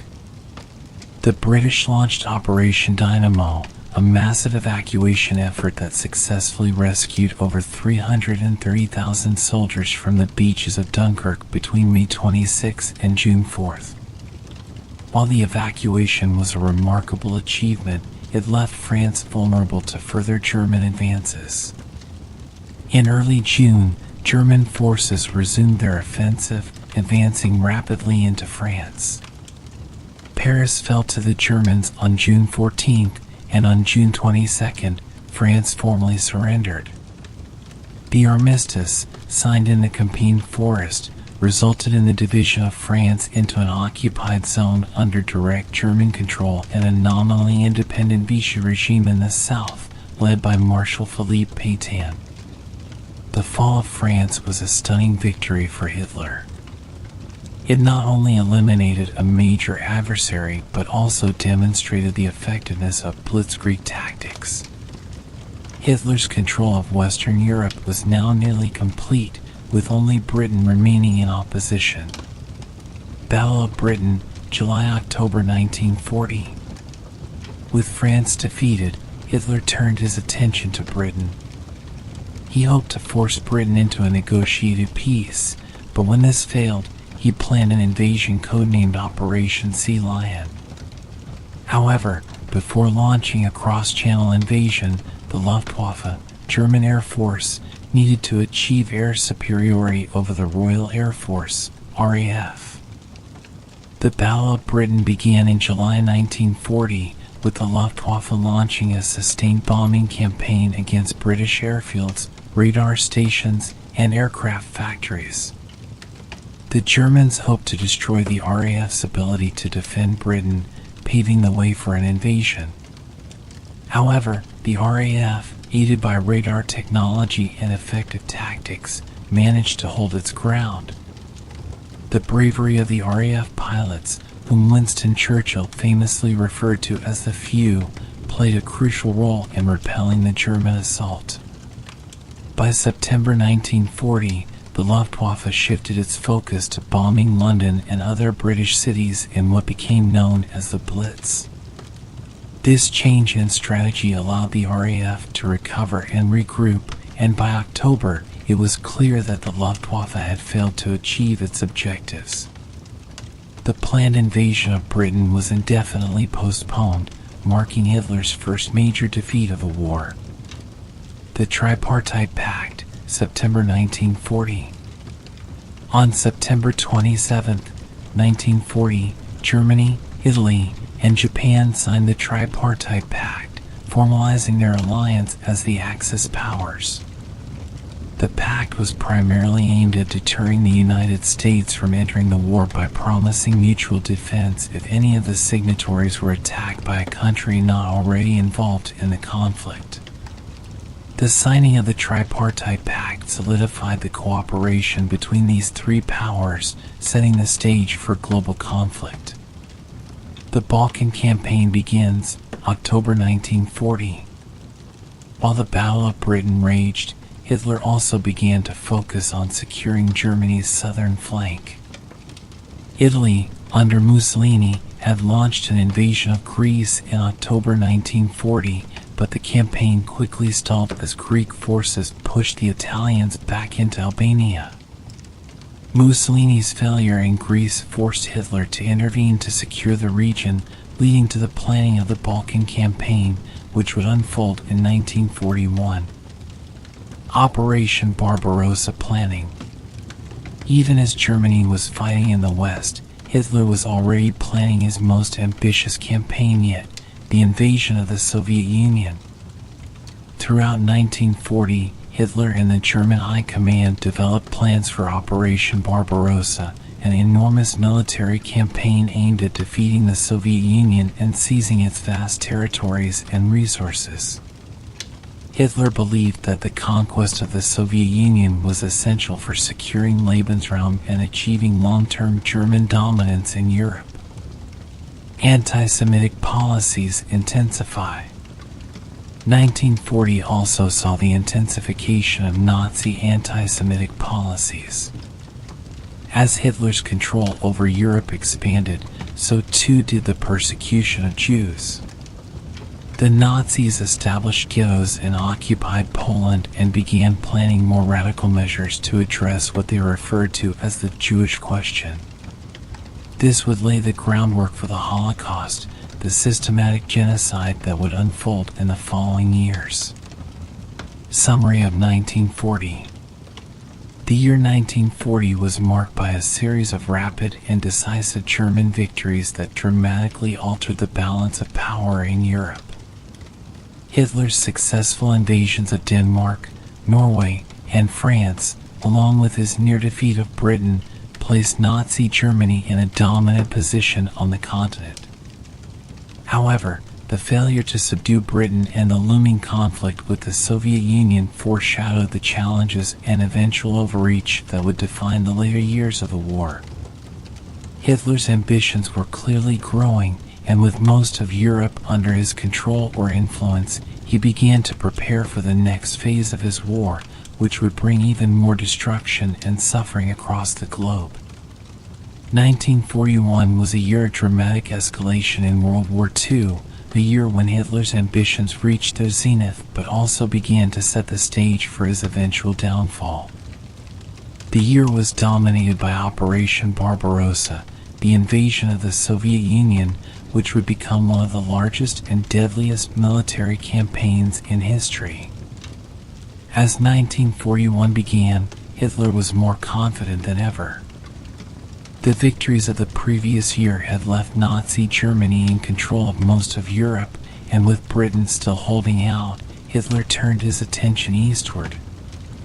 The Soviet Union, under Joseph Stalin, was the next target. Hitler had long harbored a deep hatred for communism and saw the conquest of Soviet territory as essential for securing the Lebensraum he believed Germany needed. Operation Barbarossa, named after the medieval German emperor, was meticulously planned to be a lightning campaign, much like the Blitzkrieg that had overwhelmed France. The invasion was launched on June 22, 1941, and it was nothing short of colossal. Over 3 million German soldiers, supported by thousands of tanks, aircraft, and artillery, poured across the Soviet border in the largest invasion force ever assembled. At first, everything seemed to go according to plan. The Wehrmacht advanced rapidly, encircling and destroying entire Soviet armies, capturing hundreds of thousands of prisoners, and pushing deep into Soviet territory. Cities fell one after another, and it appeared that the Soviet Union might collapse under the weight of the German onslaught. Hitler, always the optimist when it came to his military campaigns, believed that victory was within reach and that the Soviet regime would soon crumble. But as summer turned to autumn, the German advance began to slow. The vast distances, the stubborn resistance of Soviet forces, and the increasingly poor weather started to take their toll. Hitler, who had initially expected to conquer the Soviet Union within a few months, was forced to confront the reality that the campaign would not be as swift or as easy as he had anticipated. The turning point came with the onset of the Russian winter. German troops, unprepared for the harsh conditions, found themselves freezing in the snow-covered plains of Russia. Vehicles broke down, weapons malfunctioned, and the soldiers, who had expected to be home by Christmas, were instead engaged in brutal, grinding warfare against a determined enemy. The Battle of Moscow, which raged through the end of 1941, saw the first major setback for the Germans as Soviet forces launched a fierce counteroffensive, driving the invaders back from the gates of the Soviet capital. As the year drew to a close, the reality of Hitler's overreach began to sink in. Operation Barbarossa had failed to deliver the quick victory that Hitler had promised, and instead, Germany found itself embroiled in a war of attrition on the Eastern Front, a war that would drain its resources and cost millions of lives. Meanwhile, 1941 also saw Hitler's ambitions spreading beyond Europe. The alliance with Japan, formalized in the Tripartite Pact, brought Germany into a broader conflict. When Japan attacked Pearl Harbor on December 7, 1941, bringing the United States into the war, Hitler quickly declared war on America. This decision, made in the heat of the moment, would have profound consequences. By taking on the United States, Hitler ensured that Germany would be fighting a truly global war against some of the most powerful nations on Earth. Back in Europe, Hitler's policies of persecution and genocide continued to intensify. The invasion of the Soviet Union brought millions of Jews under Nazi control, and the first steps toward what would become the Holocaust began to take shape. Mass shootings, deportations, and the establishment of extermination camps like Auschwitz marked the beginning of the systematic effort to exterminate the Jewish population of Europe. 1941 was a year of great ambition for Hitler, but it was also the year when the seeds of his eventual defeat were sown.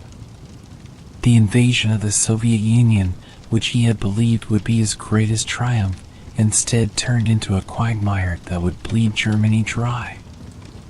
The entry of the United States into the war added another powerful enemy to the list. As the year ended, the war that Hitler had unleashed was growing larger and more brutal, with no end in sight. 1942 was a critical year in World War II, a year when the tide of the conflict began to turn against Nazi Germany, even if Hitler and many of his generals were not yet fully aware of it. The year was marked by brutal battles on multiple fronts, escalating genocidal policies, and strategic miscalculations that would haunt the Third Reich in the years to come. As 1942 began, Hitler remained confident in Germany's ability to win the war. The previous year had seen significant territorial gains, particularly in the Soviet Union, and despite the failure to capture Moscow, Hitler believed that the Soviet Union could still be defeated. The German war machine was still formidable, and the Wehrmacht was prepared to launch new offensives in the east, while German forces in North Africa and the Atlantic continued to challenge the Allies. The Eastern Front, Stalingrad, and the turning point.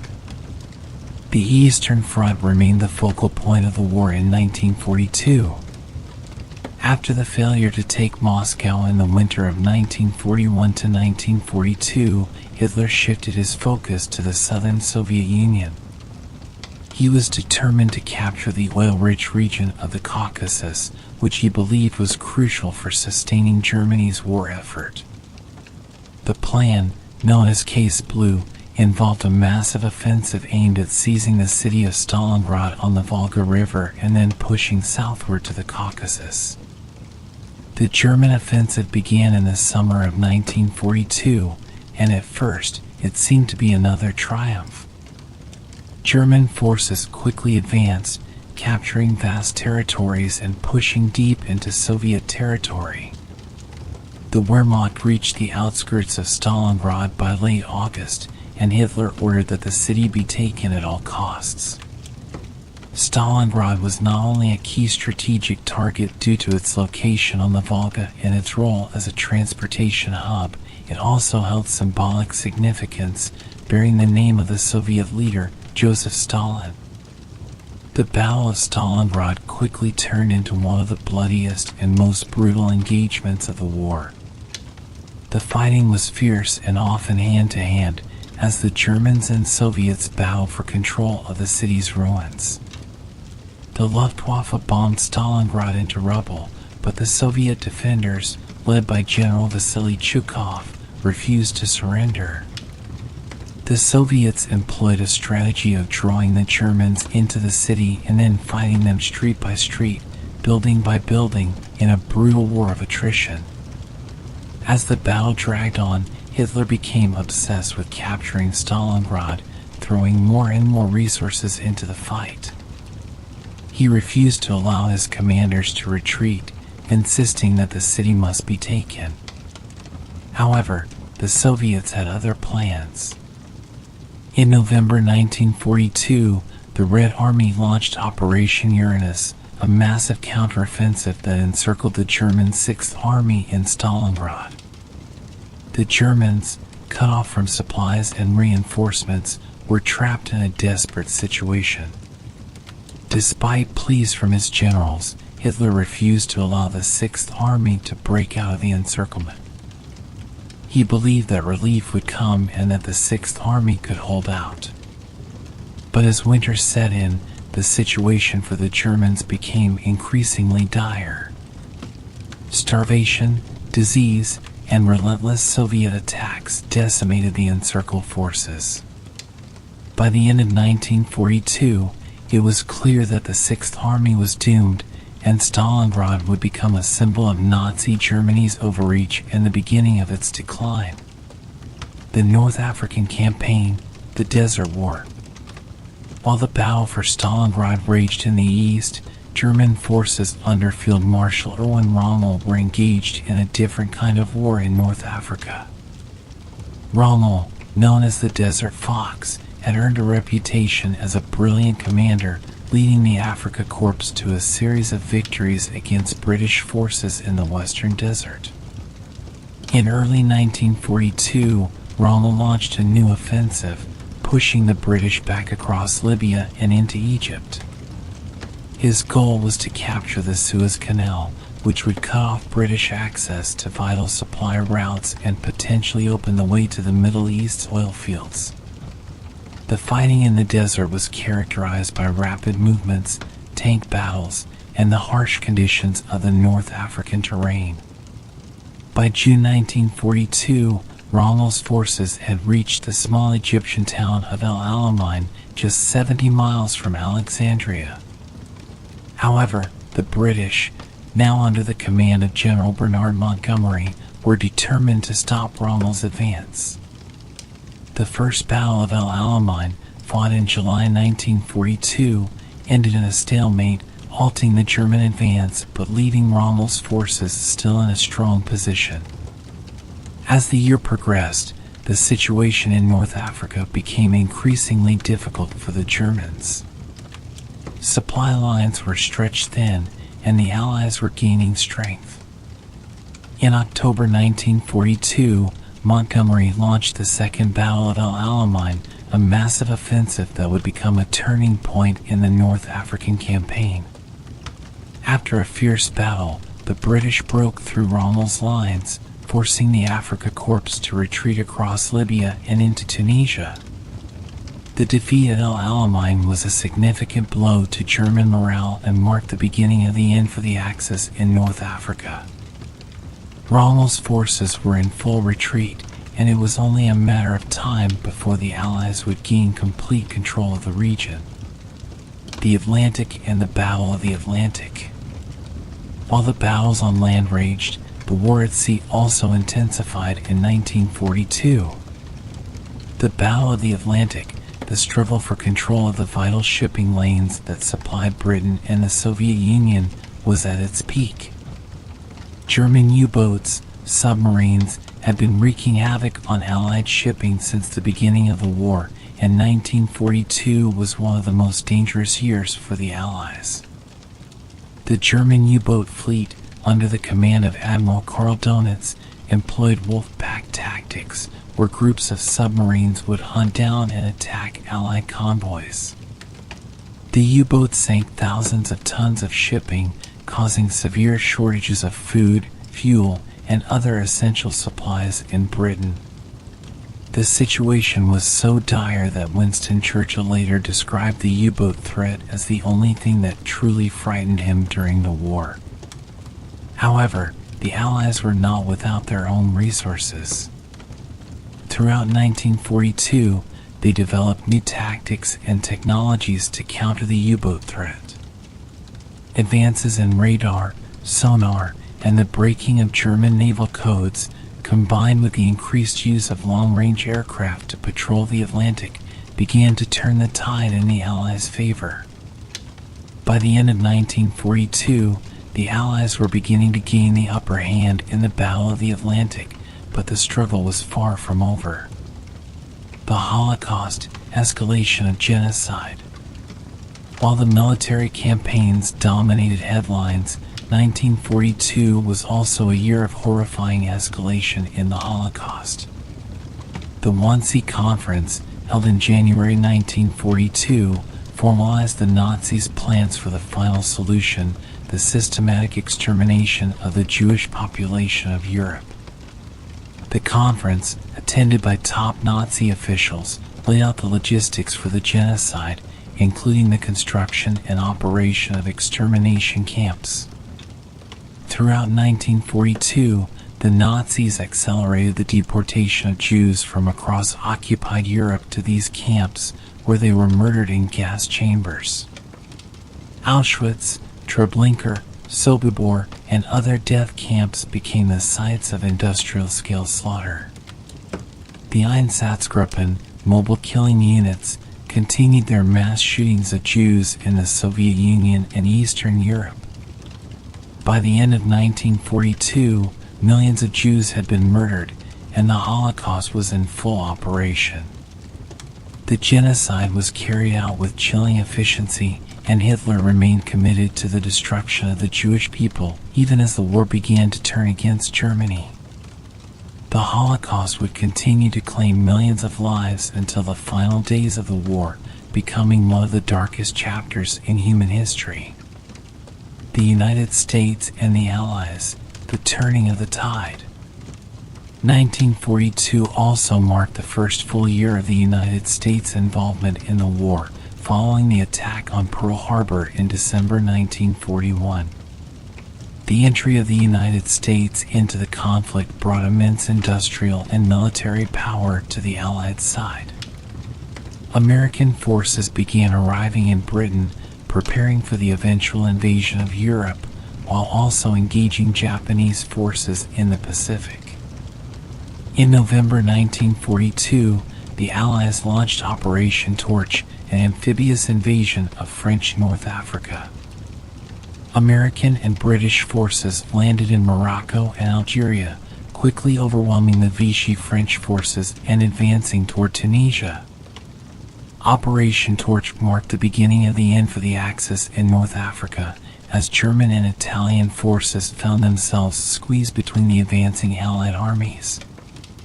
As 1942 came to a close, the tide of war was beginning to turn. The Soviet victory at Stalingrad, the Allied success in North Africa, and the growing strength of the United States all signaled that Hitler's dream of a 1,000-year Reich was starting to crumble. However, the war was far from over, and 1943 would bring even more intense and desperate battles as the world descended further into chaos and destruction. Summary of 1942. The year 1942 was a turning point in World War II. It was a year of fierce battles, massive losses, and critical decisions. Hitler's ambitions had driven Germany to the height of its territorial expansion, but the cracks in the Nazi war effort were beginning to show. The failure to capture Stalingrad, the defeat at El Alamein, and the growing strength of the Allies marked the beginning of a shift in the war's momentum. For Hitler, 1942 was a year of both triumph and tragedy. While he continued to hold vast territories under his control, the losses on the Eastern Front and in North Africa foreshadowed the challenges that lay ahead. The war was entering a new phase, one that would see Germany increasingly on the defensive, struggling to maintain its grip on a rapidly changing battlefield. 1943 was a year of intense and pivotal battles, marking a significant shift in World War II as the tide turned decisively against Nazi Germany. For Hitler, this year brought both military defeats and growing internal pressures, which increasingly exposed the limits of his ambitions and the vulnerabilities of the Third Reich. The Eastern Front, the defeat at Stalingrad, and the Battle of Kursk. The year began with a catastrophic defeat for Germany on the Eastern Front. In the early months of 1943, the encircled German Sixth Army at Stalingrad, which had been trapped by Soviet forces since November 1942, was in a desperate situation. Starved of supplies, suffering from the cold, and under constant Soviet attack, the German troops were on the brink of collapse. Despite Hitler's orders to fight to the last man, the reality of the situation became inescapable. On February 2, 1943, the German Sixth Army, led by Field Marshal Friedrich Paulus, finally surrendered.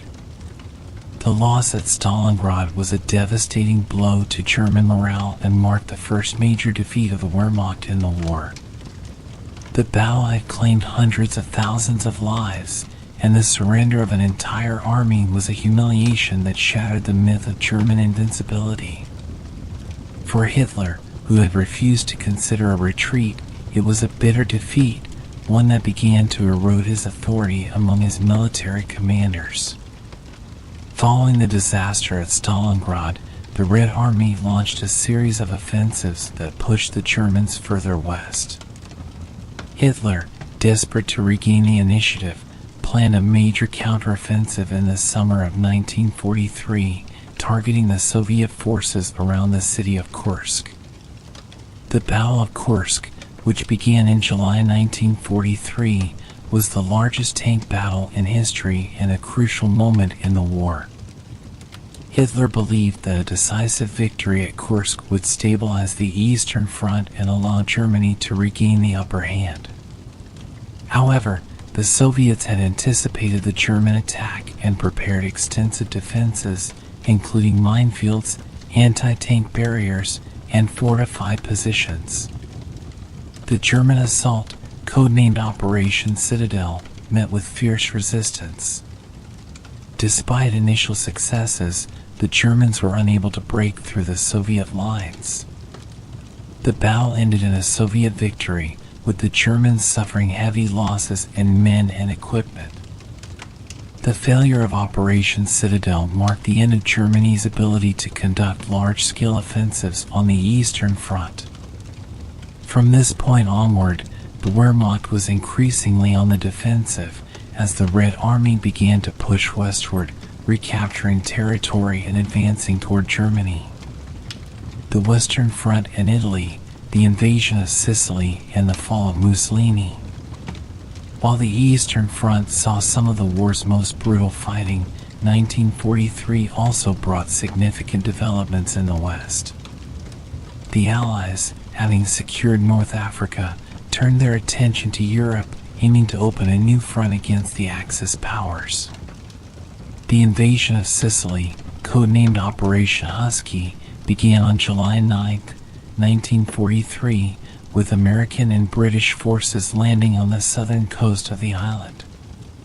The invasion of Sicily was a critical step in the Allied strategy to knock Italy out of the war and to open the Mediterranean to Allied shipping. The campaign was marked by fierce fighting, but the Allied forces quickly gained the upper hand. By August, the Axis forces on Sicily were in retreat, and the island was fully under Allied control. The fall of Sicily had profound consequences for Italy and the wider war. The Italian government, led by Benito Mussolini, was already struggling with widespread discontent and military setbacks. The loss of Sicily further eroded Mussolini's support, and on July 25, 1943, he was deposed in a coup by members of his own fascist Grand Council, who sought to negotiate peace with the Allies. Mussolini was arrested, and King Victor Emmanuel III appointed Marshal Pietro Badoglio as the new prime minister. Badoglio immediately began secret negotiations with the Allies, leading to Italy's surrender on September 8, 1943. However, the surrender did not bring immediate peace to Italy. German forces quickly moved to occupy much of the country, including Rome, and Hitler ordered the rescue of Mussolini, who was liberated by German commandos in a daring raid. Mussolini was installed as the head of a puppet state in northern Italy, the Italian Social Republic, but his power was greatly diminished. The surrender of Italy marked the first major break in the Axis alliance and opened a new front in Europe. Allied forces began a difficult and bloody campaign to advance up the Italian peninsula, facing determined German resistance in a series of battles that would last until the end of the war. The Air War, strategic bombing of Germany. 1943 also saw a significant escalation in the air war over Europe. The Allies, particularly the United States and Britain, intensified their strategic bombing campaign against Germany, targeting industrial centers, transportation networks, and civilian areas in an effort to cripple the German war effort and break the will of the German people. The bombing campaign reached a new level of intensity in 1943, with cities like Hamburg, Berlin, and Dresden experiencing devastating raids.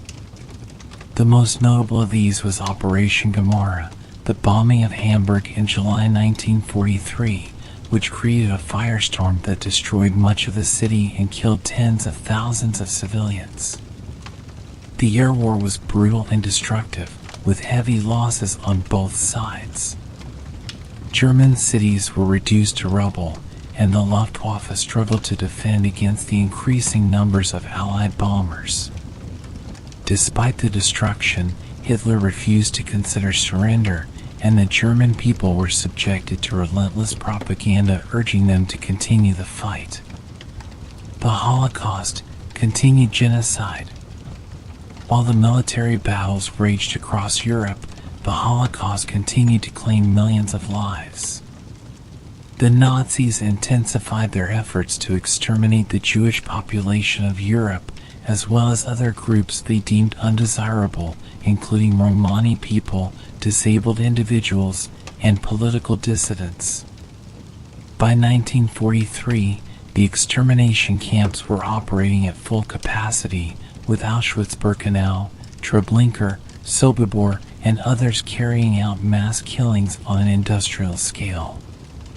The Warsaw Ghetto Uprising in April 1943, where Jewish resistance fighters took up arms against their Nazi oppressors, was a symbol of defiance but was brutally crushed by the Germans.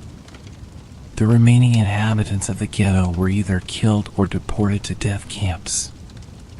The genocide was not limited to the camps. Mass shootings, forced labor, and death marches continued throughout the occupied territories. The scale of the Holocaust was staggering, and by the end of 1943, millions had already perished, with millions more still to die before the war's end. The growing resistance, internal dissent in Germany. As the war dragged on and the defeats mounted, dissent within Germany began to grow.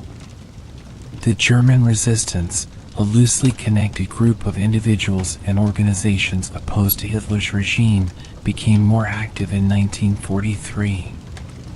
This included members of the military, such as Admiral Wilhelm Canaris, head of the Abwehr, German military intelligence, and Colonel Klaus von Stauffenberg, who would later become a central figure in the July 20th, 1944 assassination attempt on Hitler. The resistance efforts were dangerous and often ended in failure, but they reflected the growing realization among some Germans that Hitler was leading the country to destruction. The most famous resistance group of 1943 was the White Rose, a student-led movement based in Munich that distributed anti-Nazi leaflets. The leaders of the White Rose, including siblings Hans and Sophie Scholl, were arrested and executed in February 1943, but their legacy would inspire future resistance efforts. Summary of 1943.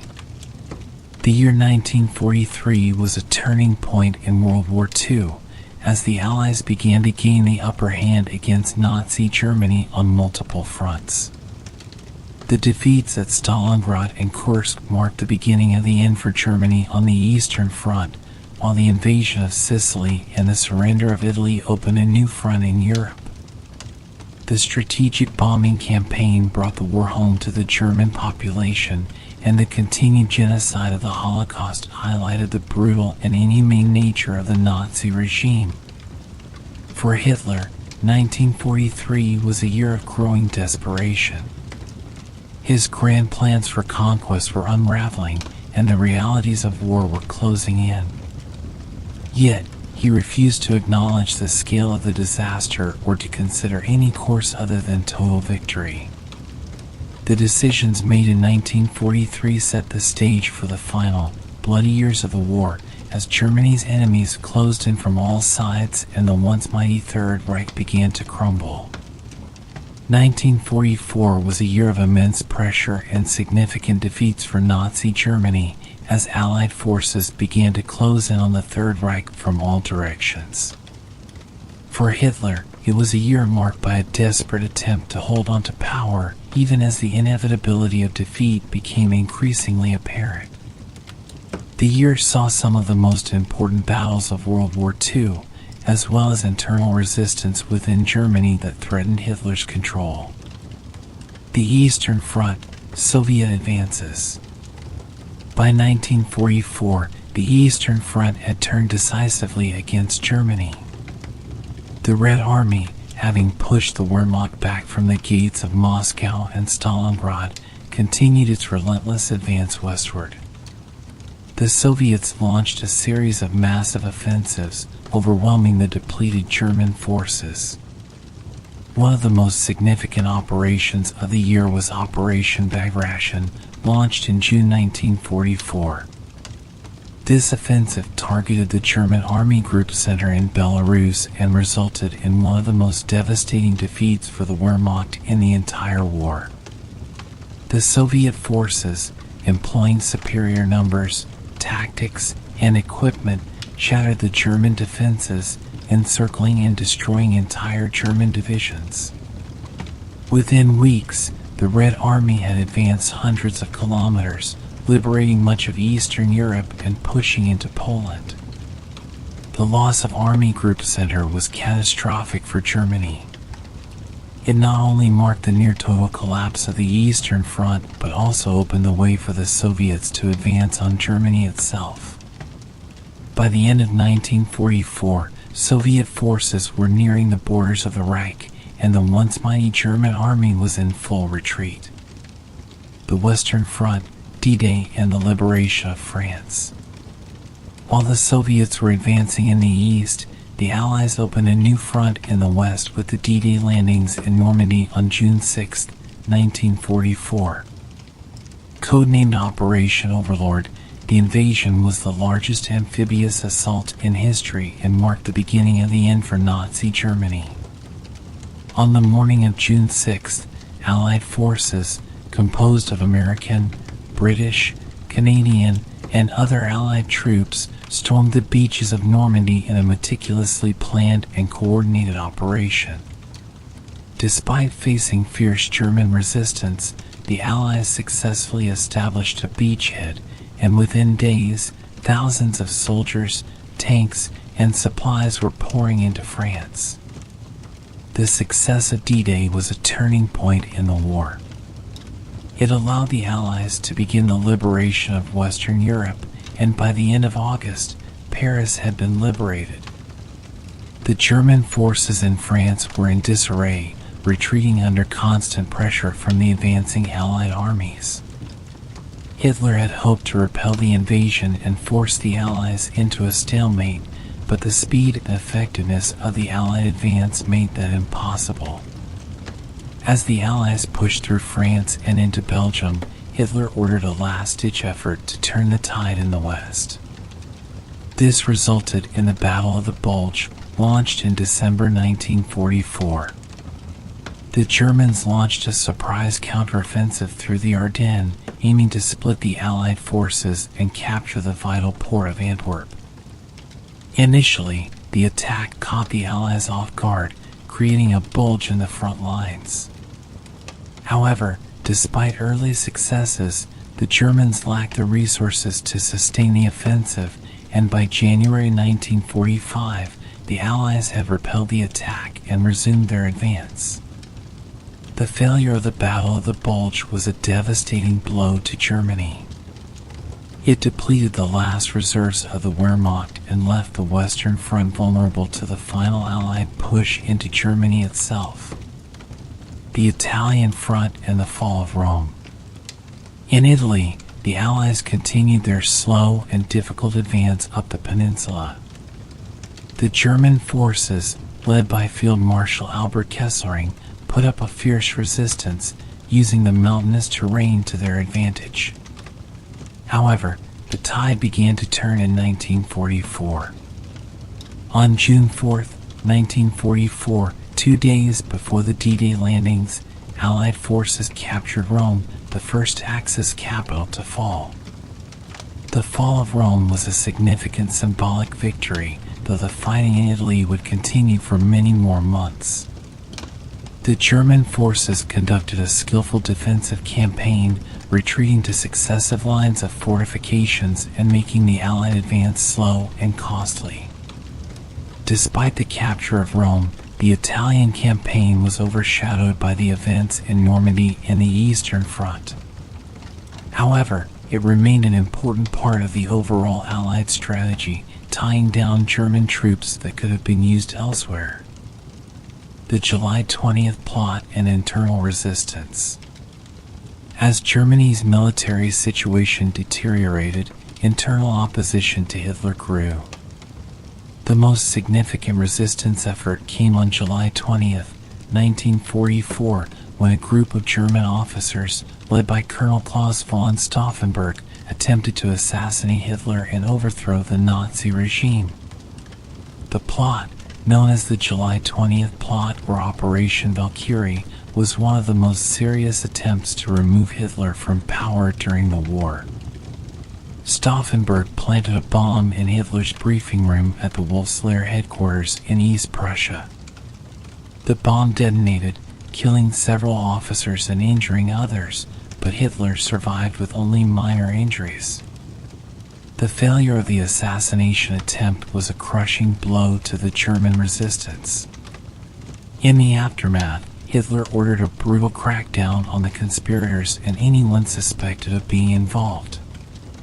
Hundreds of people were arrested, tortured, and executed, including many high-ranking officers. The Gestapo and the SS carried out the purge with ruthless efficiency, effectively eliminating any organized resistance within the military. The July 20th plot revealed the deep divisions within the German military and the growing disillusionment with Hitler's leadership. However, it also demonstrated Hitler's ability to maintain control, even as the situation became increasingly desperate. The Holocaust, continued genocide and death marches. Throughout 1944, the Holocaust continued unabated. As the Soviet forces advanced, the Nazis began evacuating concentration camps in the east, forcing prisoners on brutal death marches to camps further west. These marches were characterized by extreme cruelty, with thousands of prisoners dying from starvation, exposure, and execution along the way. In Hungary, the Nazis intensified their efforts to exterminate the Jewish population. Adolf Eichmann, one of the architects of the Holocaust, oversaw the deportation of nearly 440,000 Hungarian Jews to Auschwitz between May and July 1944. The vast majority of these deportees were murdered upon arrival. Despite the increasingly clear evidence that the war was lost, Hitler and the Nazi leadership remained committed to the extermination of the Jews and other groups they considered undesirable. The genocide continued until the final days of the war, with millions of lives lost in the camps, ghettos, and on the death marches. The final German defenses and the beginning of the end. As 1944 drew to a close, Germany was on the brink of collapse. The Western Allies were advancing toward the Rhine, the Soviets were pushing into Poland and the Balkans, and the Italian front was slowly grinding forward. The once mighty German army was exhausted, its resources depleted, and its morale shattered. Hitler, however, refused to consider surrender. He continued to issue orders for counteroffensives and last stands, believing that somehow Germany could still achieve victory or at least a negotiated peace. His increasingly erratic behavior and refusal to accept reality contributed to the growing chaos within the Nazi leadership. The end of 1944 marked the beginning of the final phase of World War II in Europe. The Allies were closing in on all fronts, and the destruction of the Third Reich was now only a matter of time. Hitler's refusal to surrender or negotiate would ensure that the final months of the war would be among the most destructive and tragic in history. Summary of 1944. The year 1944 was one of relentless pressure on Nazi Germany from all sides. The successful D-Day landings and the Soviet advances marked the beginning of the end for the Third Reich. Despite desperate counterattacks like the Battle of the Bulge and the brutal repression of internal resistance, the war was turning decisively against Hitler. The once expansive empire that Hitler had built was crumbling, and the consequences of his totalitarian regime were becoming increasingly clear. As 1944 ended, the stage was set for the final, catastrophic downfall of Nazi Germany in 1945. 1945 was the final year of World War II in Europe, a year that witnessed the complete collapse of Nazi Germany and the end of Adolf Hitler's regime. It was a year of immense destruction, widespread suffering, and ultimately, the liberation of Europe from the grip of tyranny. For Hitler, it was a year of desperate measures, delusion, and, finally, death. The Eastern Front, the Soviet advance, and the fall of Berlin. As 1945 began, the Red Army was advancing relentlessly toward Germany from the east. The Soviet forces, having pushed through Poland and the Balkans, were now at the borders of the Reich itself. The Germans, exhausted and demoralized, were no longer capable of mounting an effective defense. The Soviets launched a series of powerful offensives, aiming to capture Berlin and bring an end to the war.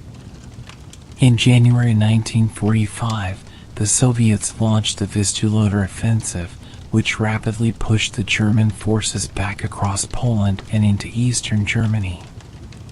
The speed and ferocity of the Soviet advance caught the Germans off guard, and within weeks, the Red Army was at the Oder River, just 60 miles from Berlin. As the Soviets closed in on Berlin, the German High Command ordered a final defense of the capital. Hitler, now increasingly isolated and erratic, issued orders for counteroffensives that were impossible to carry out. The German army, decimated and disorganized, was unable to stop the Soviet juggernaut. In April 1945, the Battle of Berlin began. The city, already devastated by Allied bombing, became a battleground as Soviet troops encircled and then assaulted it from all sides. The fighting was brutal and chaotic, with the German defenders, including the Hitler Youth and remnants of the SS, fighting desperately in the ruins of the city. As the Soviet forces closed in on the Reich Chancellery, where Hitler was holed up in his bunker, it became clear that the end was near. The Western Front, the Allied advance and liberation. While the Soviets were pushing into Germany from the east, the Western Allies were advancing from the west. Following the failure of the German counteroffensive in the Ardennes, the Battle of the Bulge, the Allies resumed their push toward the Rhine River in the heart of Germany. In March 1945, the Allies crossed the Rhine, breaking through the last major German defensive line. The Allied forces, including American, British, and Canadian troops, rapidly advanced into the German heartland. Cities such as Cologne, Frankfurt, and Munich fell to the Allies as they moved closer to Berlin.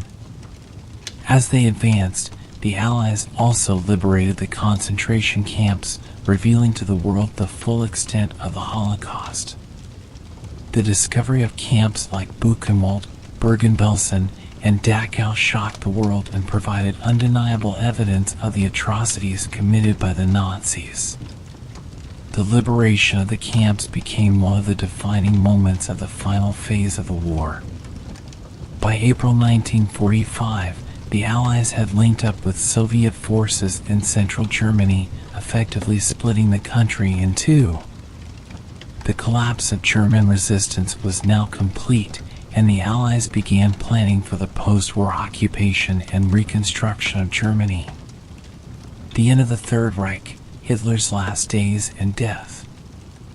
As the Allied and Soviet forces closed in on Berlin, Hitler's situation became increasingly desperate. He retreated to his underground bunker beneath the Reich Chancellery, where he was surrounded by his closest followers and a few remaining loyalists. Hitler continued to issue increasingly irrational orders, refusing to accept the reality of Germany's defeat. On April 20th, 1945, Hitler celebrated his 56th birthday in the bunker, a grim affair attended by his most loyal supporters. By this time, the Red Army was fighting in the streets of Berlin, and the fall of the city was imminent. Hitler, refusing to flee or surrender, chose to end his life rather than face capture. On April 30th, 1945, as Soviet troops stormed the Reichstag, Hitler committed suicide in his bunker alongside his wife, Eva Braun, whom he had married the day before. Hitler's death marked the symbolic end of the Nazi regime, although the fighting in Berlin continued for a few more days.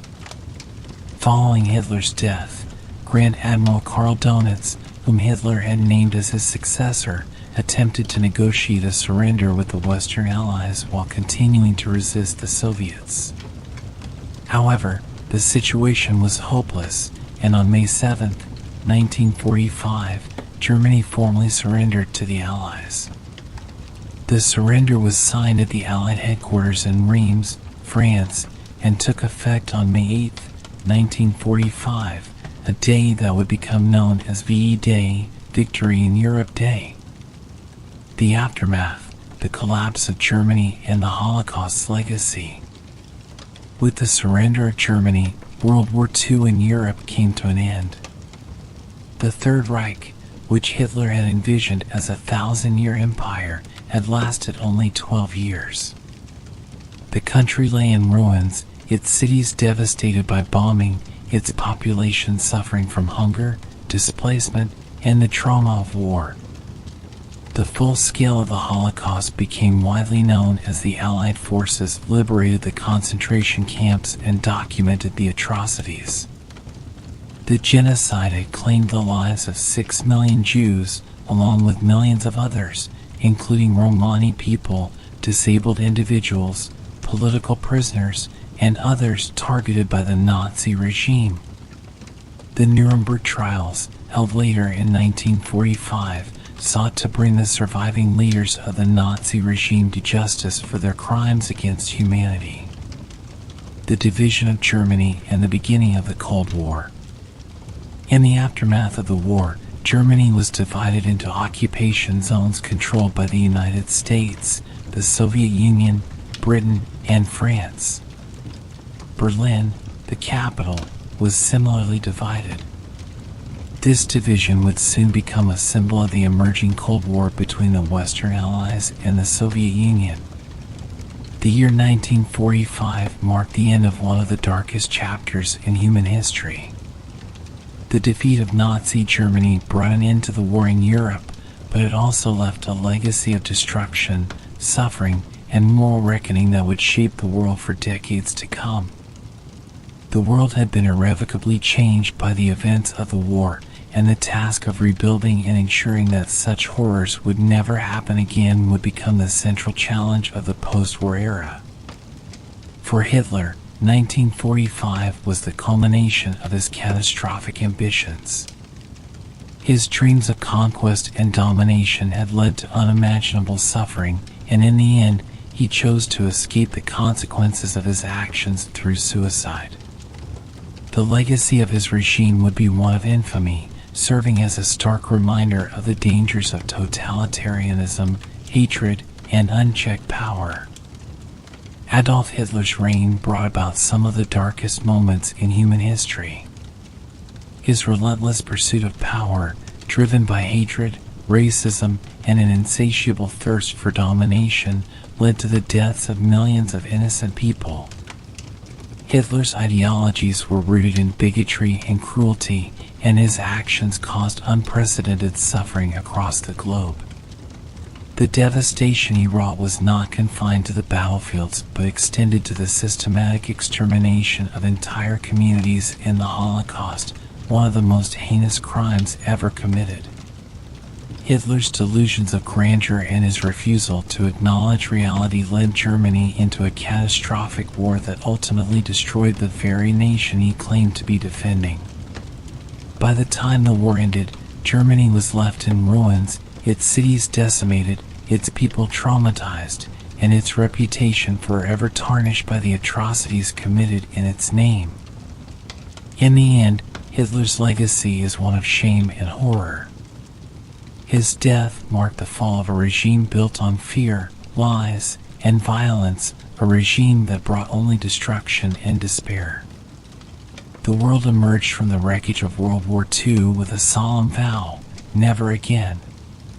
The lessons learned from Hitler's rise and fall continue to serve as a powerful warning against the dangers of totalitarianism, unchecked power, and hatred. Thank you for watching this video and for taking the time to reflect on this dark chapter in history. It is through understanding and remembering these events that we can work toward a future where such horrors are never repeated. If you found this video informative, please consider subscribing to the channel for more historical content. Stay informed, stay vigilant, and remember that the past must guide us toward a better future.